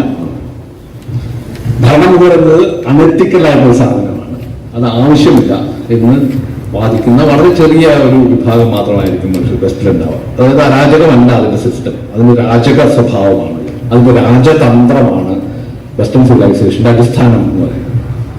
ഒരുപക്ഷെ അതിനെ വെല്ലുവിളിച്ച ഒരാള് ഗാന്ധിയായിരുന്നു. ഗാന്ധി ഒരു സ്വയം പ്രഖ്യാപിത അനാർക്കിസ്റ്റായിരുന്നു. അനാർക്കിയിൽ വിശ്വസിച്ച ആളാണ്. കാരണം ഗാന്ധിയെ സംബന്ധിച്ചിടത്തോളം ഏറ്റവും വലിയ മനുഷ്യ ജീവിതത്തിന്റെ ഏറ്റവും വലിയ അസംബന്ധം എന്ന് പറഞ്ഞ സ്റ്റേറ്റാണ്. അത് പറയുന്നത് ഇങ്ങനെയാണ്, ഓർഗനൈസ്ഡ് വയലൻസ് ആണ് സ്റ്റേറ്റ്. അതിന് പിന്നെ മനുഷ്യരുടെ അദ്ദേഹം പറയുന്നത് എങ്ങനെയാണ്, അതിനൊരിക്കലും വയലൻസ് ഇല്ലാത്തൊരു സ്റ്റേറ്റ് ഇല്ല. കാരണം അതിന്റെ കണ്ടീഷൻ ഓഫ് പോസിബിലിറ്റി എന്ന് പറഞ്ഞ വയലൻസ് ആണ്. ഓക്കെ, അത് സ്റ്റേറ്റ് ഇല്ലാതാവലാണ് ഏറ്റവും പ്രധാനം എന്ന് വിചാരിച്ച ഒരാളാണ് ഗാന്ധി. അതുപോലെ മറ്റൊരു അനാർക്കിസ്റ്റ് ഞാൻ പറയാം മാർക്സാണ്. വളരെ പ്രധാനപ്പെട്ട ഒരു വാദം മാർക്സ് പറയുന്നത് സ്റ്റേറ്റ് വിതറവേ, വിൽ വിതറവേ എന്നാണ്. പക്ഷേ ഷുഡ് വിതറവേ എന്നാണ് അതിന്റെ മറ്റൊരർത്ഥം. കാരണം സ്റ്റേറ്റിനെ അത്രയും എന്താ പറയാ ദൃഢമായി എതിർത്ത മറ്റൊരു അനാർക്കിസ്റ്റിനെ കാണാൻ കഴിയില്ല. മാർക്സ് പക്ഷെ ക്ലെയിം ചെയ്തിട്ടുണ്ടാവില്ല അനാർക്കി, പക്ഷെ മാർക്സിന്റെ സിദ്ധാന്തത്തിലുള്ളത് ഈ അനാർക്കിയാണ്. ഈ ഒരു തരം you have the right to disobey എന്ന് പറയുന്ന ഒന്ന്. ഗാന്ധിയുടെ ഡിസൊബീഡിയൻസ് എന്ന് പറയുന്നത് നോക്കിക്കഴിഞ്ഞാൽ അതിനും ഒരു ചരിത്രമുണ്ട്. തൊട്ട് ഇങ്ങോട്ടൊരു ചരിത്രമുണ്ട് പൊളിറ്റിക്കൽ തിയറിയിൽ. ഇത് വളരെ പ്രധാനപ്പെട്ട ഒരു ആശയമാണ്. അതായത് ഗാന്ധി പറയാം ഈ സ്വാതന്ത്ര്യത്തിന്റെ, ഇപ്പൊ ഞാൻ നേരത്തെ പറഞ്ഞ ലിബറൽ ട്രഡീഷന്റെ ഉള്ളിൽ നോക്കിക്കഴിഞ്ഞാൽ ലിബറൽ ട്രഡീഷൻ എന്ന് പറയുന്നത് ലിബറൽ ഇൻഡിവിജ്വൽ, ഫ്രീ ഇൻഡിവിജ്വലിനെ അടിസ്ഥാനമാക്കി ഉണ്ടായിട്ടുള്ള അവർ നടത്തിയ ഒരു കോൺട്രാക്റ്റിൽ നിന്നാണ് സ്റ്റേറ്റ് ഉണ്ടായത് എന്ന വാദം. അടിസ്ഥാനം ഈ ലിബറൽ പ്രൈവറ്റ് ഇൻഡിവിജ്വൽ ആണ് എന്നുള്ളതാണ്. ഇതിനെ അപ്പൊ ആ വാദം അനുസരിച്ച് പറയുകയാണെങ്കിൽ നിങ്ങളുടെ തന്നെ ഫ്രീഡത്തിന്റെ ഏലിയനേഷൻ ആണ് സ്റ്റേറ്റ്. അതായത് ഞാൻ എന്നെ ഭരിക്കാനുള്ള അവകാശമാണ് ഞാൻ മോഡിയെ ഏൽപ്പിച്ചിട്ടുള്ളത്, അതുകൊണ്ട് മോഡിയെ ഉപയോഗിക്കാനുള്ള അവകാശം നിങ്ങൾക്ക് ഉണ്ടെന്നാണ് അതിന്റെ അർത്ഥം. ബാധ്യത നിങ്ങൾക്ക് ഉണ്ടെന്നാണ് അതിന്റെ അർത്ഥം. ഏറ്റവും ചുരുക്കി പറഞ്ഞാൽ അതിന്റെ അർത്ഥമാണ്. അതായത് ഞാൻ എന്നെ ഭരിക്കാൻ കഴിവുള്ള ഒരാളാണ്, ഞാൻ എന്ത് ചെയ്തു, സെക്യൂരിറ്റിക്ക് വേണ്ടിയിട്ട് ആ ഫ്രീഡം ഞാൻ വേറെ ആളെ ഏൽപ്പിക്കുകയാണ്, നിങ്ങൾ എന്നെ ഭരിക്കും. അതാണ് അതോറിറ്റി. അതോറിറ്റി എന്ന് പറഞ്ഞാൽ തന്നെ റൈറ്റ് ടു റൂൾ എന്നാണ്, നിങ്ങൾക്ക് ഭരിക്കാനുള്ള അവകാശം. എനിക്ക് എന്നെ ഭരിക്കാനുള്ള അവകാശം തന്നെയാണ് ഞാൻ ഒരു ഭരണാധികാരിയെ ഏൽപ്പിച്ചിട്ടുള്ളത്. അപ്പൊ ആ ഫ്രീഡം എന്ന് പറയുന്നത്, അയാളുടെ ഭരിക്കാനുള്ള അവകാശം എന്ന് പറയുന്നത്, അതോറിറ്റി എന്ന് പറയുന്നത് ഏലിയനേറ്റഡ് ആയിട്ടുള്ള എന്റെ ഫ്രീഡമാണ്. ഞാൻ അന്യവൽക്കരിച്ച, അന്യനെ ഏൽപ്പിച്ച ഒന്നാണ് അതോറിറ്റി എന്നുള്ളതാണ് അതിന്റെ ഏറ്റവും പ്രധാനപ്പെട്ട ഒരു സങ്കല്പം. മാർക്സ് വരെ അങ്ങനെയല്ല, ഏലിയനേഷനാണ് സ്റ്റേറ്റ് എന്ന്. അതിലേക്ക് ഞാൻ പോകുന്നില്ല, ഞാൻ അതിന്റെ മറ്റ് തോമസ് ഹോബ്സ് മൾട്ടിറ്റ്യൂഡ് എന്നൊരു കോൺസെപ്റ്റ് വെക്കുന്നുണ്ടല്ലോ. ഉണ്ട്, മൾട്ടിറ്റ്യൂഡ് അതിലുണ്ട് എങ്കിൽ പോലും ഹോബ്സ് ആണ് ഈ കോൺട്രാക്ടേറിയൻ തിയറിയുടെ അടിസ്ഥാനം ഇടുന്നത്. ഹോബ്സ് സത്യത്തിൽ മൾട്ടിറ്റ്യൂഡിനെ അല്ലെങ്കിൽ ഈ പിന്നെന്താ പറയാ നമ്മളിപ്പോ പറയുന്ന മോബ് ഇങ്ങനെയുള്ള സങ്കല്പങ്ങളൊക്കെ സ്പിനോസയിൽ വരുന്നുണ്ട്, ഉണ്ട്, നീഷയിലുണ്ട്, മറ്റു ആളുകളിലൊക്കെ. അതിന്റെ ഒരു അടിസ്ഥാനത്തിലാണ് ചിലപ്പോൾ മോഡേണിസത്തിന്റെ ഒരു തുടക്കമൊക്കെ ഉണ്ടാവുള്ളൂ ഈ ഒരു ആശയത്തിന്റെ കൊണ്ട്. പക്ഷെ ഞാൻ പറഞ്ഞത് ഈ ഒരു വെസ്റ്റേൺ സിവിലൈസേഷന്റെ അടിസ്ഥാനം നോക്കിക്കഴിഞ്ഞാൽ ധാർമ്മികമായ അടിത്തറയിട്ടത് ഈ ഒബീഡിയൻസിനെ കുറിച്ചുള്ള ഈ ഒരു സിദ്ധാന്തത്തിലും അതിന്റെ മുകളിലാണ് എന്ന് പറയാനാണ് ഞാൻ ശ്രമിച്ചത്. അപ്പൊ ഇത് ഈ ഒരു ഒബീഡിയൻസിന്റെ പൊളിറ്റിക്സിനോടുള്ള രാഷ്ട്രതന്ത്രത്തോടുള്ള പൊളിറ്റിക്സ് എന്ന് ഞാൻ അർത്ഥത്തിലാണ് പറഞ്ഞത്. ഈ അനുസരണയുടെ ഒരു രാഷ്ട്രതന്ത്രത്തോടുള്ള വലിയൊരു റിവോൾട്ടായിട്ടാണ് ആധുനികതാവാദം എന്ന് നമ്മളിപ്പോൾ പറയുന്ന മോഡേണിസം എന്ന് പറയുന്നത്. മോഡേൺ എന്ന വാക്ക് വളരെ കൺഫ്യൂസിംഗ് ആയിട്ടൊരു വാക്കാണ്, നമുക്ക് അറിയാവുന്ന ഒരു കാര്യമാണ്. ഞാൻ അതിലേക്ക് പോകുന്നില്ല ദീർഘമായിട്ട്, കാരണം അത് ഫിലോസഫിയിൽ മോഡേൺ എന്ന് പറഞ്ഞാൽ മറ്റൊന്നാണ്. ഓക്കെ, തിങ്കിങ്ങിന്റെ ഇതിൽ നോക്കിക്കഴിഞ്ഞാൽ റെഡേ ദക്കാർത്തിന്റെ കാലം മുതലുള്ളതിനെയാണ് മോഡേൺ എന്ന്. മോഡേണിസം എന്ന് പറയുന്നത് മറ്റൊരു അർത്ഥത്തിലാണ് നമ്മൾ ഉപയോഗിക്കുന്നത്. പക്ഷെ അതിന്റെയൊക്കെ അടിയിലുള്ള ഈ മോഡേൺ എന്നുള്ള വാക്കിന്റെ ഒരു സെൻസ് നമുക്കറിയാം, ഡിസൊബേറ്റ് ചെയ്യലാണ്. അതായത് പ്രസന്റ് എന്ന് പറഞ്ഞാൽ തന്നെ നിങ്ങളുടെ ഒരു ശീലത്തെ ഉപേക്ഷിക്കലാണ്, ഒരു പാരമ്പര്യത്തെ ഉപേക്ഷിക്കലാണ്. നിങ്ങൾ വന്ന ഒരു അനുസരിച്ചു പോകുന്ന ഒരു വഴിയെ നിങ്ങൾ ധിക്കരിക്കുകയാണ്. ഓക്കെ, ഡിസൊബേ ചെയ്യുക. ആ റബല്യനാണ് അതിന്റെ ഒരു അടിസ്ഥാനം തന്നെ. അപ്പൊ ഇങ്ങനെ നോക്കിക്കഴിഞ്ഞാൽ ഈ ഒരു സിവിലൈസേഷന്റെ ഒരു വളരെ ദൃഢമായ ധാർമ്മിക അടിത്തറയോടുള്ള ഒരു ചാലഞ്ചായിട്ടാണ് മോഡേൺ എന്നുള്ള ആ സങ്കല്പം തന്നെ ഉണ്ടാവും. മാറിപ്പോവുക, വഴിമാറുക. സോക്രട്ടീസിന്റെ കാലത്ത് നമ്മൾ പറഞ്ഞ പോലെ ആ വഴിമാറലാണ്, അതിന് മാറി നിൽക്കലാണ്. ഇത് ആണ് ഒരു പക്ഷേ ഇന്ന് നമ്മൾ ഒബീഡിയൻസിനെ പറ്റി ചിന്തിക്കുമ്പോൾ പ്രധാനമായും ചിന്തിക്കേണ്ട ചില കാര്യങ്ങൾ. നമുക്കിത് ചർച്ചയിലൂടെ വേണമെങ്കിൽ വികസിപ്പിക്കാം. അപ്പൊ ഞാനിത് പറയാൻ കാരണം എന്താണ് ഈ വോളണ്ടറി ആയിട്ടുള്ള സർവിറ്റ്യൂഡ് എന്നുള്ളത്. വോളണ്ടറി സർവിറ്റ്യൂഡ് എന്ന രീതിയിൽ നമ്മൾ അനുസരണയെ മനസ്സിലാക്കുക എന്ന് പറഞ്ഞാൽ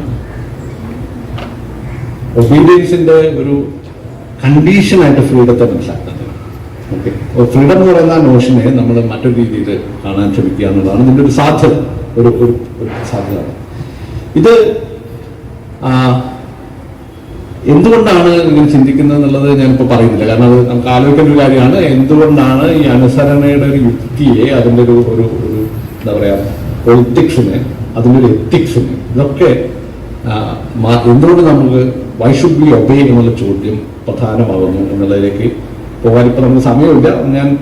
നമുക്ക് ചർച്ചയുടെ ഏതെങ്കിലും സന്ദർഭത്തിൽ നമ്മൾ സംസാരിക്കാൻ പറ്റുമെങ്കിൽ സംസാരിക്കും. താങ്ക് യു, ഇത്ര നേരം കേട്ടില്ല.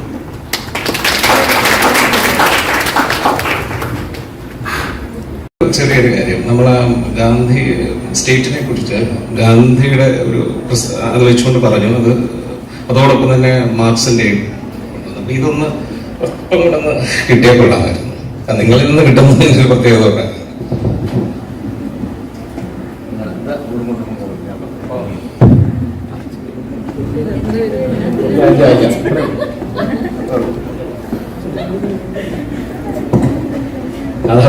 പറഞ്ഞത് ഒരു വലിയ കാര്യമാണ്, അത് ഒരുപാട് പറയേണ്ടി വരും. എങ്കിലും ഞാൻ ചെറിയ ഒന്ന് രണ്ട് കാര്യങ്ങൾ ഞാൻ പറയാം. ഞാൻ ഒരു തരത്തിലും ഗാന്ധിയും പിന്നെ മാർക്സിനും തമ്മിൽ ഏതെങ്കിലും തരത്തിൽ യോജിപ്പിക്കുകയോ ഇവരൊക്കെ ഒന്നാണെന്ന് പറയുകയോ ഒരു ഐക്യമുന്നണി ഉണ്ടാക്കലെന്നല്ല. ഞാനിത് പറഞ്ഞ രണ്ട് പ്രധാനപ്പെട്ട ഈ ഡിസൊബീഡിയൻസിന്റെ രണ്ട് പ്രധാനപ്പെട്ട സൈദ്ധാന്തിക ആയിട്ടുള്ള ഉറവിടങ്ങളായിട്ട് ഞാൻ കണ്ട രണ്ട് ആളുകൾ ഇവരാണെന്ന് പറഞ്ഞു. അതിൻ്റെ അർത്ഥം ഞാൻ ഗാന്ധിയനാണെന്നോ ഞാൻ മാർക്സിസ്റ്റ് ആണോ എന്നല്ല, അത് യാതൊരു ബന്ധമില്ല. ഞാൻ ആ രീതിയിൽ മാത്രമാണ്. ഒന്ന് രണ്ട് ഇപ്പൊ പഠനങ്ങൾ ഉണ്ടായിട്ട് കേട്ടോ, ഞാൻ വേണമെങ്കിൽ 2-3 പഠനങ്ങൾ എനിക്ക് സജസ്റ്റ് ചെയ്യാൻ പറ്റും. അഖിൽ ബിർഗാമിയുടെ മാർക്സും ഗാന്ധിയും തമ്മിലുള്ള വളരെ പ്രസിദ്ധമായ അഖിൽ ബിർഗാമി നിങ്ങൾ കുറച്ചുപേരെങ്കിലും അറിയുന്ന ഞാൻ വിചാരിക്കുന്നു. കൊളംബിയ യൂണിവേഴ്സിറ്റിയിലെ ഇപ്പൊ ലോകത്തെ ഏറ്റവും വലിയ ചിന്തകരായിട്ട് കരുതപ്പെടുന്ന ഒരു ഇന്ത്യൻ ചിന്തകനാണ് അഖിൽ ബിർഗാമി. ബിർഗാമിയുടെ ഗാന്ധിയും മാർക്സും തമ്മിലുള്ള ഇതിനെപ്പറ്റിയുള്ള ഗാന്ധിയെ പറ്റിയുള്ള പഠനം ഒരുപാടുണ്ട്. ഗാന്ധിയും മാർക്സിനെ കുറിച്ചുള്ള ആലോചനകൾ വളരെ പ്രസിദ്ധമാണ്, ഇപ്പോൾ ഒരുപാട് ചർച്ച ചെയ്യപ്പെടുന്നത്. ഒന്ന്, ഇത് മാർക്സിനെ സംബന്ധിച്ചിടത്തോളം മാർക്സ് ചെയ്തിട്ടുള്ള ഒരു കാര്യം, ഈ ആളുകൾ ഞാൻ നേരത്തെ പറഞ്ഞ എനിക്ക് വരികയാണ്, അതായത് ഈ കോൺട്രാക്ടേറിയൻ എന്ന് പറയുന്ന സിദ്ധാന്തം, ആ ഒരു ട്രഡീഷൻ ഉണ്ടല്ല, ആളുകൾ ഫ്രീ ആണ്, ഫ്രീ ആയിട്ടുള്ള ആൾക്കാർ ഒരു ഭരണം തിരഞ്ഞെടുക്കുന്നു. ഇത് തിരഞ്ഞെടുക്കുന്നതിന് പിന്നിലുള്ള കരാർ ഇതാണ്. ഫ്രീഡം നിങ്ങൾ കൊടുക്കുന്നു, ഇൻ എക്സ്ചേഞ്ച് ഓഫ് സെക്യൂരിറ്റി നിങ്ങളിത് കൊടുക്കുക. നിങ്ങളുടെ ഫ്രീഡം കൊടുത്ത് നിങ്ങൾ സെക്യൂരിറ്റി തിരിച്ചു കിട്ടും. ഈ ഒരു കരാറാണ് ഇതിന്റെ അടിസ്ഥാനം എന്നുള്ള ആ ധാരണയെ ആഴത്തിൽ ചോദ്യം ചെയ്ത ഒരാളാണ് മാർക്സ്. കാരണം മാർക്സിന്റെ ഏറ്റവും പ്രധാനപ്പെട്ട ഒരു കാര്യം എനിക്ക് വളരെ ഇൻട്രസ്റ്റിംഗ് ആയിട്ട് തോന്നിയിട്ടുള്ളത്, മാർക്സ് ജീവിതത്തിൽ പബ്ലിഷ് ചെയ്യാത്ത ഒന്നാണ് ഗ്രുണ്ടറിസെ എന്ന രീതിയിൽ പിന്നീട് പബ്ലിഷ് ചെയ്യപ്പെട്ടു. അതായത് മൂലധനം എഴുതുന്നതിന്റെ ഒരു ചില കുറിപ്പുകളാണ് അതിലുള്ളത്. കുറിപ്പുകൾ ഇൻകംപ്ലീറ്റ് ആണ്, പല സെന്റൻസസുകൾ. അങ്ങനെ തയ്യാറാക്കിയിട്ടുള്ള ഒരു പുസ്തകമാണ്. പിന്നീട് അത് പെൻഗ്വിൻ ഇപ്പൊ അതിന് നല്ല ഇത്തിരി കൂടി ശുദ്ധി വരുത്തിയ ഒരു എഡിഷൻ അടുത്തെല്ലാം കുറച്ചായി വന്നിട്ടുണ്ട്. മാർക്സിൽ അതുണ്ടെങ്കിൽ പോലും മാർക്സിനെ ഈ സോഷ്യൽ കോൺട്രാക്ട് തിയറിക്ക് എതിരായിട്ടുള്ള ആളുകളായിട്ട് പറയുന്ന ഇതിൽ കൂട്ടാത്ത ഒരാളാണ്. മാർക്സ് അങ്ങനെ കൂട്ടി കണ്ടിട്ടില്ല. പലരും അതിനെ എതിർത്തവരുണ്ട്. ഇപ്പോൾ വേണമെങ്കിൽ ഹ്യൂം അതിനെ എതിർക്കുന്നുണ്ട്, അതുപോലെ ഈ അനാർക്കിസ്റ്റുകൾ ഇതിനെ എതിർക്കുന്നുണ്ട്, ഈ വാദത്തെ എതിർക്കുന്നുണ്ട്, തോറോനെ പോലുള്ള ആളുകൾ എതിർക്കുന്നുണ്ട്. പക്ഷെ മാർക്സിനെ കൂട്ടത്തിൽ പെടുത്താറില്ല. പക്ഷെ മാർക്സിന്റെ ഈ ഒരു കൃതി നോക്കിക്കഴിഞ്ഞാൽ അതിൽ മാർക്സ് പറയുന്ന വളരെ മനോഹരമായ ഒരു കാര്യം, അത് മാത്രം പറയാൻ ഞാൻ ഇതിനോട് റെസ്പോൺസ് നൽകി. ഗ്രുണ്ടറിസയുടെ ഇൻട്രൊഡക്ഷൻ അതിന് ആദ്യത്തെ പേജിലോ രണ്ടാമത്തെ പേജിലോ ആണ്. ഇൻട്രൊഡക്ഷനിൽ രണ്ടാമത്തെ മൂന്നാമത്തെ പേജിൽ മാർക്സ് പറയുന്ന ഒരു കാര്യം, ഈ കോൺട്രാക്ട് എന്ന് പറയുന്നത് ഒരു അസംബന്ധമാണ്, സോഷ്യൽ കോൺട്രാക്ട്. എന്താ കാരണം വെച്ചിട്ടുണ്ടെങ്കിൽ ഫ്രീ ആയിട്ടുള്ള ആളുകൾ ഒരു കരാറിലെത്തുന്നു, അങ്ങനെ സ്റ്റേറ്റ് ഉണ്ടാവുന്നു എന്നാണുള്ള ഒരു സിദ്ധാന്തം ഏറ്റവും ചുരുക്കി പറഞ്ഞു. അപ്പോ നാച്ചുറലി കുറച്ച് ഫ്രീ ആയിട്ടുള്ള ആളുകളുണ്ട്, by nature, state of nature എന്നാണ് പറയുന്നത്. പ്രകൃത്യാൽ നിലനിൽക്കുന്ന കുറച്ച് ഇൻഡിവിജ്വൽസ് ഉണ്ട്, പ്രകൃത്യാൽ ഇൻഡിവിജ്വൽസ് നിലനിൽക്കുന്നു. ആ ഇൻഡിവിജ്വൽസ് ഒരു കരാറിൽ ഏർപ്പെടുന്നു, അങ്ങനെ സ്റ്റേറ്റ് ഉണ്ടാവും. ഇതാണ്.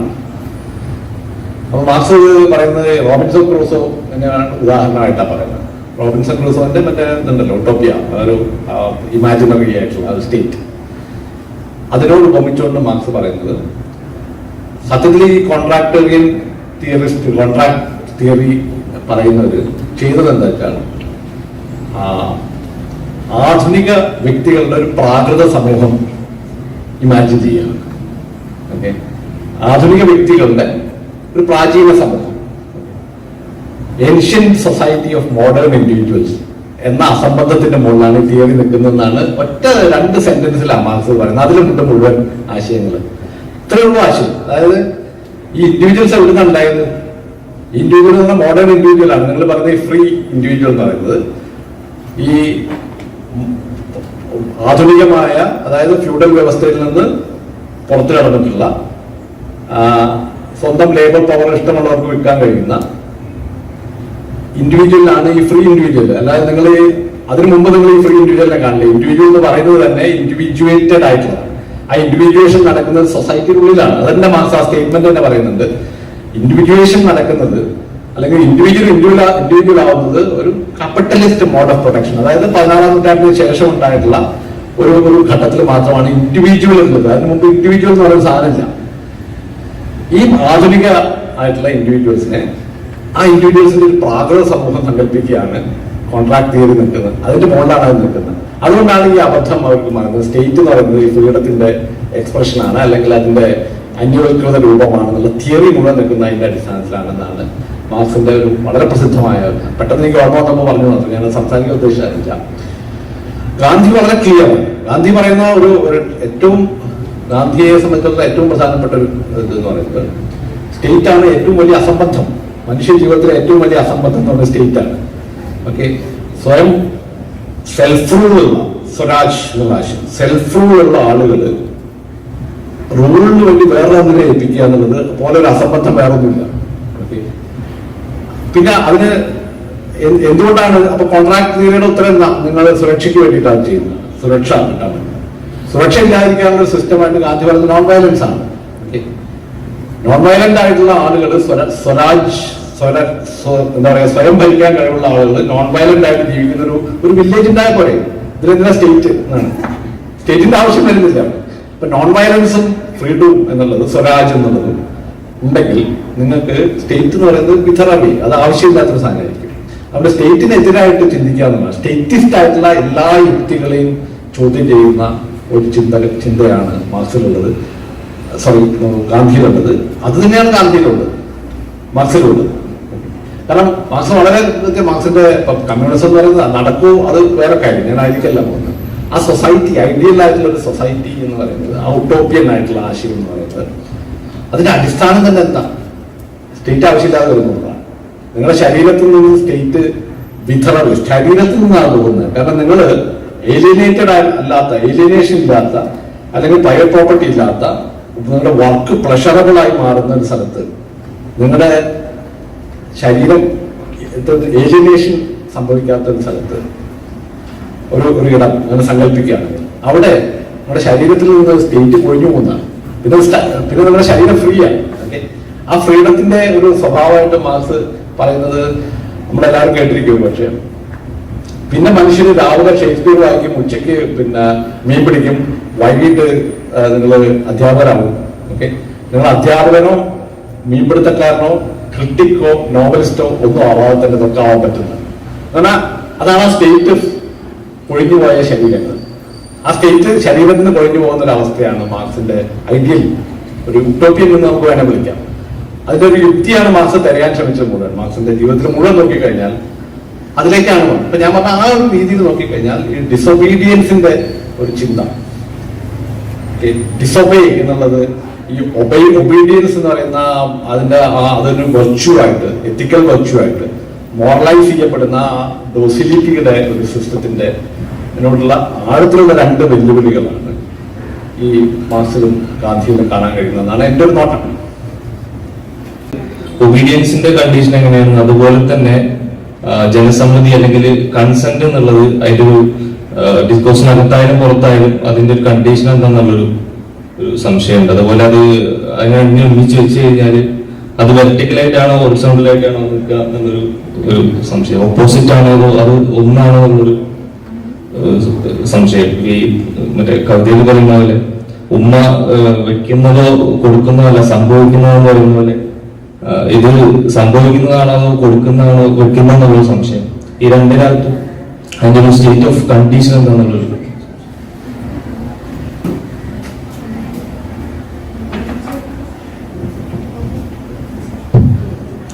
കൺസെന്റ് ഈ ഞാനിപ്പോ പറഞ്ഞ അർത്ഥത്തിലാണിത്.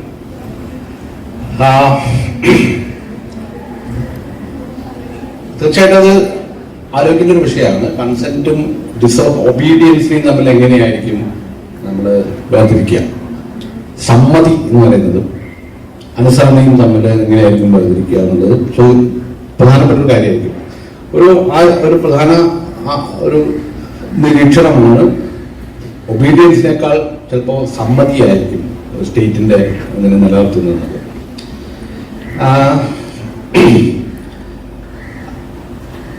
അത് പക്ഷെ ഞാൻ എൻ്റെ നോട്ടത്തില് കൺസെന്റിനേക്കാൾ പ്രധാനപ്പെട്ട ഒരു ആശയമായിരിക്കും ചിലപ്പോൾ അനുസരണ എന്നുള്ളത്. ഓക്കെ, അതിൽ സമ്മതികൾ ഉണ്ട് അല്ലെ, സമ്മതി ഉണ്ടല്ലോ അല്ലേ.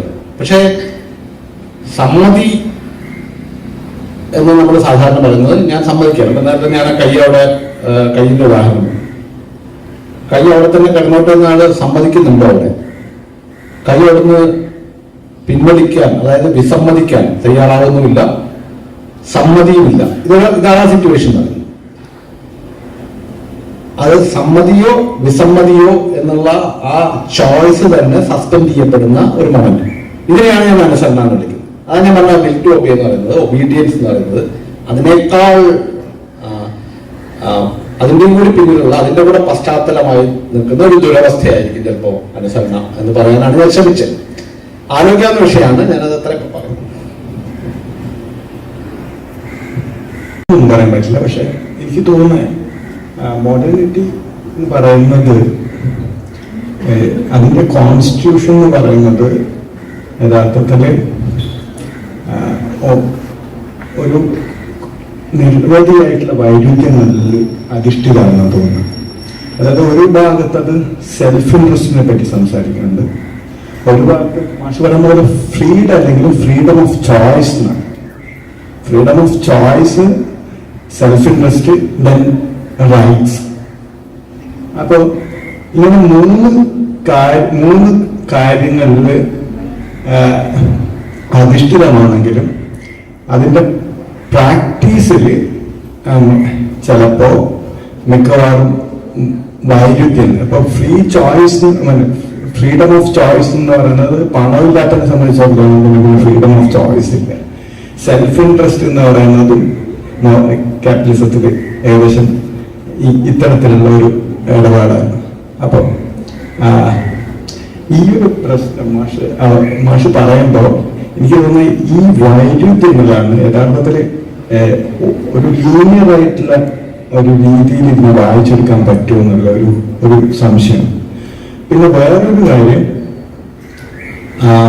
മാർക്സ് പിന്നെ സ്റ്റേറ്റിനെ പറ്റിയിട്ടും ഗാന്ധിയുടെയും എനിക്ക് തോന്നുന്നു അത് രണ്ട് പ്രമൈസസ് ഇല്ല കോൺസ്റ്റിറ്റ്യൂട്ട് ഇവരെ ഇത് സ്റ്റേറ്റിനെ പറ്റിയിട്ടുള്ള നോഷൻസ് ഒക്കെ. പക്ഷെ ഞാൻ ഗാന്ധി ഒരു ചിന്തകനാണ്, എനിക്ക് യാതൊരു സംശയമില്ല. പക്ഷെ ഗാന്ധിയുടെ പ്രാക്ടീസ്, ഇപ്പൊ വൈക്കം സത്യാഗ്രഹത്തിന്റെ സമയത്ത് ഗാന്ധി അവിടെ വന്നപ്പോ അവിടുത്തെ ഒരു ബ്രാഹ്മണനായിട്ടുള്ള ജന്മിനെ കാണാൻ പോകുന്നത്.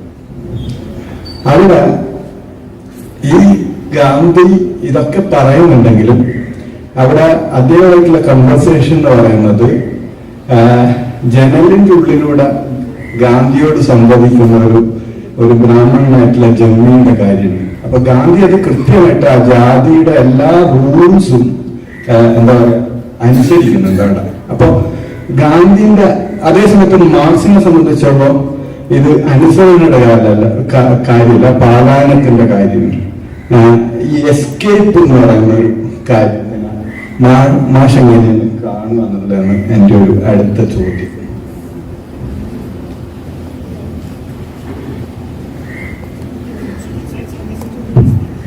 രണ്ട് ലോഡഡ് ആയിട്ടുള്ള പൊളിറ്റിക്കൽ തിയറി നോക്കുകയാണെങ്കിൽ അതിന്റെ അടിസ്ഥാന സിദ്ധാന്തങ്ങൾ നോക്കുകയാണെങ്കിൽ റൈറ്റ് ടു പ്രോപ്പർട്ടി ഒക്കെയാണ് പ്രധാനം അല്ലെ. പ്രോപ്പർട്ടിയാണ് എൻ്റെ ഒരു പ്രധാനപ്പെട്ട ഒരു സംഖ്യ. അതായത് സ്വത്താണ്, സ്വത്തിന് വേണ്ടിയിട്ടാണ്, അതിന്റെ സംരക്ഷണത്തിനാണ് സ്റ്റേറ്റ് നിലനിൽക്കുന്നത്. അപ്പൊ ലോക്കിന്റെ ഒക്കെ സിദ്ധാന്തം നോക്കിയാൽ അങ്ങനെ തന്നെയാണ്. കാരണം സ്റ്റേറ്റ് ചെയ്യേണ്ടത് നിങ്ങളുടെ സ്വത്ത് സംരക്ഷിക്കലാണ്. സ്വത്ത് തമ്മിലുള്ള തർക്കങ്ങളില്ലായിരിക്കും സ്വത്ത് സംരക്ഷിക്കും. പ്രൈവറ്റ് പ്രോപ്പർട്ടി സംരക്ഷിക്കാൻ വേണ്ടിയാണ് സ്റ്റേറ്റ്. അതിനപ്പുറത്തുള്ള, അത് മാത്രമല്ല അത് അതിന്റെ റോൾ വളരെ മിനിമലാണ് എന്നാണ് അവരുടെ വാദം. കാരണം അതിനപ്പുറത്തേക്ക് പോകേണ്ട കാര്യമില്ല. അപ്പൊ ഈ കാന്റിനെ പോലുള്ള ആളുകളൊക്കെ പറയുന്നുണ്ട്, അവരൊക്കെ സോഷ്യൽ കോൺട്രാക്ട് തിയറിയുടെ ആളുകൾ തന്നെയാണ്. കാന്റ് പറയുന്ന ഒരു കാര്യം, ഈ സ്റ്റേറ്റ് ഇങ്ങനെ ഈ ആളുകളുടെ ക്ഷേമമൊന്നും നോക്കേണ്ട കാര്യമില്ല, അതിന്റെ ആവശ്യമൊന്നുമില്ല. ആളുകളുടെ ക്ഷേമം നോക്കലോ ആളുകൾക്ക് സന്തോഷം, ഹാപ്പിനെസ് ഒന്നുമല്ല, യൂട്ടിലിറ്റേറിയൻ രീതിയിലുള്ള ഹാപ്പിനെസ് ഒന്നും സ്റ്റേറ്റിന്റെ അല്ല. സ്റ്റേറ്റ് ചെയ്യുന്നത് ഒരു മിനിമം കാര്യം മാത്രമാണ്. അല്ലാണ്ട് നിങ്ങൾ ഈ പറഞ്ഞ തർക്കമില്ലാതെ നിൽക്കുക, ഓക്കെ, ഒരു മധ്യസ്ഥം വഹിക്കുക എന്നുള്ളത് മാത്രമാണ് സ്റ്റേറ്റിന്റെ റോൾ. അല്ലാണ്ട് ആളുകളെ ഹാപ്പി ആക്കുക, സന്തുഷ്ടമാക്കുക. ഇപ്പൊ മോഡേൺ വെൽഫെയർ സ്റ്റേറ്റ് എന്നൊക്കെ പറയുന്ന ആശയത്തിന് ശരിക്കും കാണേണ്ടതിനായിരുന്നു ഇവരൊക്കെ ഇതിലാണ് ഒരു കാരണം അതൊന്നല്ല സ്റ്റേറ്റിന്റെ കൺസേൺ എന്ന് പറയുന്നത്. ആളുകൾക്ക് സന്തോഷിക്കാനുള്ള അവകാശമുണ്ട്, ആളുകൾക്ക് സന്തോഷമുണ്ട്, ആളുകൾക്ക് ഫ്രീഡം ഉണ്ട്. അവര് തമ്മിൽ കുഴപ്പമൊന്നുമില്ലാതെ നോക്കിയാൽ മതി, വേറെ ഒന്നും ചെയ്യേണ്ട കാര്യമില്ല. നിങ്ങൾ അവരെ പ്രൊട്ടക്ട് ചെയ്യുകയോ അല്ലെങ്കിൽ അവരെ പ്രൊട്ടക്ട് ചെയ്യണ്ട, അവരെ സന്തോഷിപ്പിക്കുകയോ വെൽഫെയർ ഉറപ്പുവരുത്തുക, ഇതൊന്നും ആവശ്യമില്ല. അപ്പൊ സ്റ്റേറ്റിനെ കുറിച്ചുള്ള ഇങ്ങനെയുള്ള പല ധാരണകൾ അതിന്റെ ഉള്ളിൽ തന്നെയുണ്ട്. ഞാൻ ഈ പറഞ്ഞ നാരേറ്റീവിന്റെ ഉള്ളിൽ തന്നെ പലതരത്തിലുള്ള സാധനങ്ങളുണ്ട്. മാത്രമല്ല അതിൽ ഈ പറഞ്ഞ ആശയങ്ങൾ തമ്മിലും പരസ്പരം ഭിന്നമാണ്. അപ്പോൾ ഒറ്റ ഇതിൽ ഇതിനെ മുഴുവൻ ഒതുക്കാൻ കഴിയുമെന്ന് ഞാൻ വിചാരിക്കുന്നില്ല. ഞാൻ അതിന്റെ കോണ്ടെക്സ്റ്റിൽ ചിലപ്പോൾ പ്രധാനമായി വരുന്ന ഒരു ആശയം പറയാം. ഇപ്പോ മനോജ് കാണ്ടാണ് ഒരു പക്ഷേ ഏറ്റവും പ്രധാനമായിട്ട് ഈ നിങ്ങളുടെ ഡ്യൂട്ടി ടു ഒബേ എന്ന് പറയുന്നത്, രാഷ്ട്രത്തെ അനുസരിക്കാനുള്ള ബാധ്യത എന്ന് പറയുന്നത്, സ്റ്റേറ്റിനെ അനുസരിക്കാനുള്ള ബാധ്യത, ഒബേ ചെയ്യാനുള്ള ബാധ്യത, എത്തിക്കലായിട്ടുള്ള വെർച്യു എന്നുള്ളത്, അതിനെ മുന്നോട്ട് വയ്ക്കുന്ന ഒരാള് മനോജ് കാണ്ടാണ്. പക്ഷെ മനോജ് കാണ്ടിന് ആണ് വാട്ട് ഈസ് എൻലൈറ്റൻമെന്റ് എന്ന് പറയുന്ന വളരെ പ്രസിദ്ധമായ പ്രബന്ധം തയ്യാറാക്കിയത്. അതിൽ എൻലൈറ്റൻമെന്റ് എന്താണെന്നുള്ള ചോദ്യത്തിന് കാണ്ട് നൽകുന്ന മറുപടി, dare to use your reason, dare to think, to use your rationality. ഇതാണ് എൻലൈറ്റൻമെന്റിന്റെ മുഖമുദ്ര. എന്നാൽ പ്രസിദ്ധമായി ഉള്ള കാണ്ടിന്റെ നിങ്ങളുടെ ഇമ്മച്യൂരിറ്റിയിൽ നിന്ന് മനുഷ്യർ പുറത്തു കിടക്കുന്നതിനെയാണ് എൻലൈറ്റൻമെന്റ്. നമ്മൾ ജീവിക്കുന്ന not in the age of enlightenment but enlightened age എന്നാണ് കാണ്ട് പറയുന്നത്. അതായത് ചെറിയ കുട്ടിക്ക് അവരുടെ റീസൺ സ്വതന്ത്രമായിട്ട് അവർക്ക് തന്നെ ഉപയോഗിക്കാൻ കഴിയില്ല, വേറെ ആൾ പറഞ്ഞ അനുസരിക്കാൻ പറ്റും. നേരെ മറിച്ച് മെച്യൂർഡ് ആവാന്ന് പറയുന്നത്, മെച്യൂർഡ് എന്ന വാക്കായിരിക്കില്ല ചിലപ്പോൾ നല്ല വാക്ക്. മെച്യൂർഡ് ആയിട്ടുള്ള ഒരാളെ സംബന്ധിച്ചിടത്തോളം അയാളുടെ റീസൺ അയാൾക്ക് തന്നെ ഉപയോഗിക്കാൻ കഴിയും. ഫ്രീ ഓട്ടോണമി എന്നുള്ള വാക്കാണ്, ഓട്ടോണോമിയാണ്. ഇതാണ് എൻലൈറ്റൻമെന്റിന്റെ അടിസ്ഥാനം. അപ്പൊ dare to think, dare to use your reason, power of reasoning, ഇതാണ് എൻലൈറ്റൻമെന്റ് എന്ന് പറഞ്ഞ ഫ്രഞ്ച് റവല്യൂഷന്റെ ആശയങ്ങൾ ഉയർത്തിപ്പിടിച്ച കാണ്ടാണ് പറയുന്നത്. ഡ്യൂട്ടി ടു ഒബേ എന്ന് പറയുന്നത് നിങ്ങൾ കാറ്റഗോറിക്കൽ ആയിട്ടുള്ള ഇമ്പറേറ്റീവ് പോലെ ഒന്നാണ്. അത് യാതൊരു സംശയമില്ല. നിങ്ങൾക്ക് സ്റ്റേറ്റിനെതിരെ കലാപം ചെയ്യാനുള്ള അവകാശമില്ല എന്നാണ്, എന്തെങ്കിലും അത് അടിച്ചമർത്തണം എന്നാണ് കാണ്ടിന്റെ വാദം. ഇത് വളരെ വലിയൊരു വൈരുദ്ധ്യമാണ്. ഇതെങ്ങനെയാണ് ഒരു ഈ ഫ്രീവില്ലിന്റെ ഈ ഒരു വലിയ ചിന്ത, ഫ്രീഡത്തിന്റെ ഓട്ടോണമിയുടെ ഒരു അഡ്വക്കേറ്റ് ആയിട്ടുള്ള കാണ്ട് എന്തുകൊണ്ടാണ് ഡ്യൂട്ടി ടു ഒബേ എന്ന് പറയുന്നത് അതൊരു എത്തിക്കൽ ആയിട്ടുള്ള വെർച്യു ആയിട്ട് കൊണ്ടുവരുന്നത്? ഇത് വലിയൊരു കോൺട്രഡിക്ഷൻ ആ സിസ്റ്റത്തിനുള്ളിൽ. പക്ഷെ കാണ്ടിനെ സംബന്ധിച്ചുള്ള ഒരു കോൺട്രഡിക്ഷൻ വരില്ല. അതാണ് എന്റെ തമാശ. കാണ്ട് പറയുന്നത് വളരെ നാച്ചുറൽ ആണ്, വളരെ നാച്ചുറൽ ആയിട്ടുള്ള കാര്യമാണ്. എന്തുകൊണ്ടാണ് ആ നാച്ചുറൽ ആവുന്നത്? അതാണ് ഞാൻ പറഞ്ഞ സോക്രാറ്റിക് ആണ് അതിന്റെ കാരണം എന്ന് പറയുന്നത്. അത് കാരണം മുഴുവൻ ആ സോക്രട്ടീസിന്റെ സൂയിസൈഡിൽ ഉണ്ടെന്നാണ് ഞാൻ പറയാൻ ശ്രമിക്കുന്നത്. കാരണം നിങ്ങളുടെ ഫ്രീഡം എന്ന് പറഞ്ഞാൽ തന്നെ, ഫ്രീഡം എന്ന് പറയുന്നത്, ഓട്ടോണമി എന്ന് പറയുന്നത് അത് നിങ്ങളുടെ റീസൺ, റാഷണാലിറ്റിയില്, അതായത് കാണ്ട് ഉപയോഗിക്കുന്ന ഒരു വാക്ക്, ഞാനത് പറഞ്ഞ ബോറായി പോകുമ്പോൾ ഈ കാറ്റഗോറിക്കൽ ഇമ്പറേറ്റീവ് എന്ന് പറയുന്ന ആശയമുണ്ട് കാണ്ടിന്റെ. രണ്ട് ഇമ്പറേറ്റീവ് ഉണ്ട്, ഹൈപ്പോത്തറ്റിക്കൽ ഉണ്ട്, കാറ്റഗോറിക്കൽ ഇമ്പറേറ്റീവ് ഉണ്ട്. ഇമ്പറേറ്റീവ് എന്ന് പറഞ്ഞാൽ നമ്മുടെ ഒരു ഉൾവലിൽ എടുക്കുക, സാധാരണ ഇന്നർ വോയിസ് എന്നൊക്കെ വേണമെങ്കിൽ പറയാം. ഇന്നർ വോയിസ്, മനസാക്ഷി നമ്മൾ മലയാളത്തിലേക്ക് പറയുന്നത്. നിങ്ങളുടെ ഉള്ളിൽ ചില കാര്യങ്ങൾ ചെയ്യാൻ നിങ്ങൾക്ക് ചില പ്രേരണകൾ, ആന്തരികമായ പ്രേരണകൾ ഉണ്ടാവും. ഇതാണ് ഇമ്പറേറ്റീവ്. അപ്പൊ അതിന് ഏത് ഇമ്പറേറ്റീവ് ആണ്? അപ്പൊ ഒരാളെ കൊല്ലാൻ എനിക്ക് ഉള്ളിൽ ആഗ്രഹം ഉണ്ടാവും. അപ്പൊ കൊല്ലാനുള്ള ആഗ്രഹം ഇമ്പറേറ്റീവ് ആണ്. അപ്പൊ ഞാൻ കൊല്ലണം, ഇതാണ് ചോദ്യം, ധാർമ്മിക നൈതികമായ ചോദ്യം. അവിടെ കൊല്ലാൻ പാടും എനിക്ക്. അപ്പൊ കാണ്ട് പറയാം, അപ്പൊ നിങ്ങളൊരു കാര്യം ചെയ്യും, ഞാനിത് ലളിതവൽക്കരിക്കുകയാണ്, നിങ്ങളൊരു കാര്യം ചെയ്യുക, നിങ്ങളെ കൊല്ലാനുള്ള ആഗ്രഹം ഉണ്ടല്ലോ, ആ ഇമ്പൾസ് ഉണ്ടല്ലോ, ആ പറഞ്ഞ ഇമ്പറേറ്റീവിനെ നിങ്ങളൊരു ടെസ്റ്റിന് വിധേയമാക്കുക.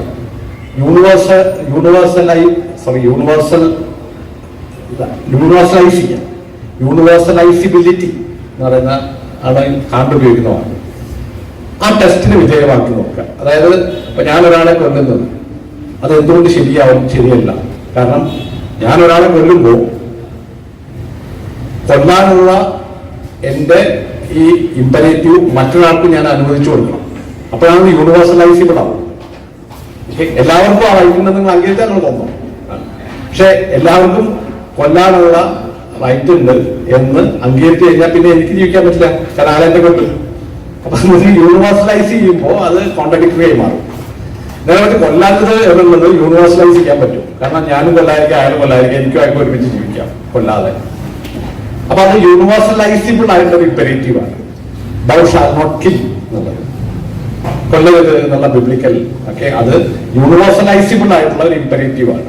ഇതാണ് കാറ്റഗോറിക്കൽ ഇമ്പറേറ്റീവ് എന്ന് കണ്ടുപിടിക്കുന്നത്.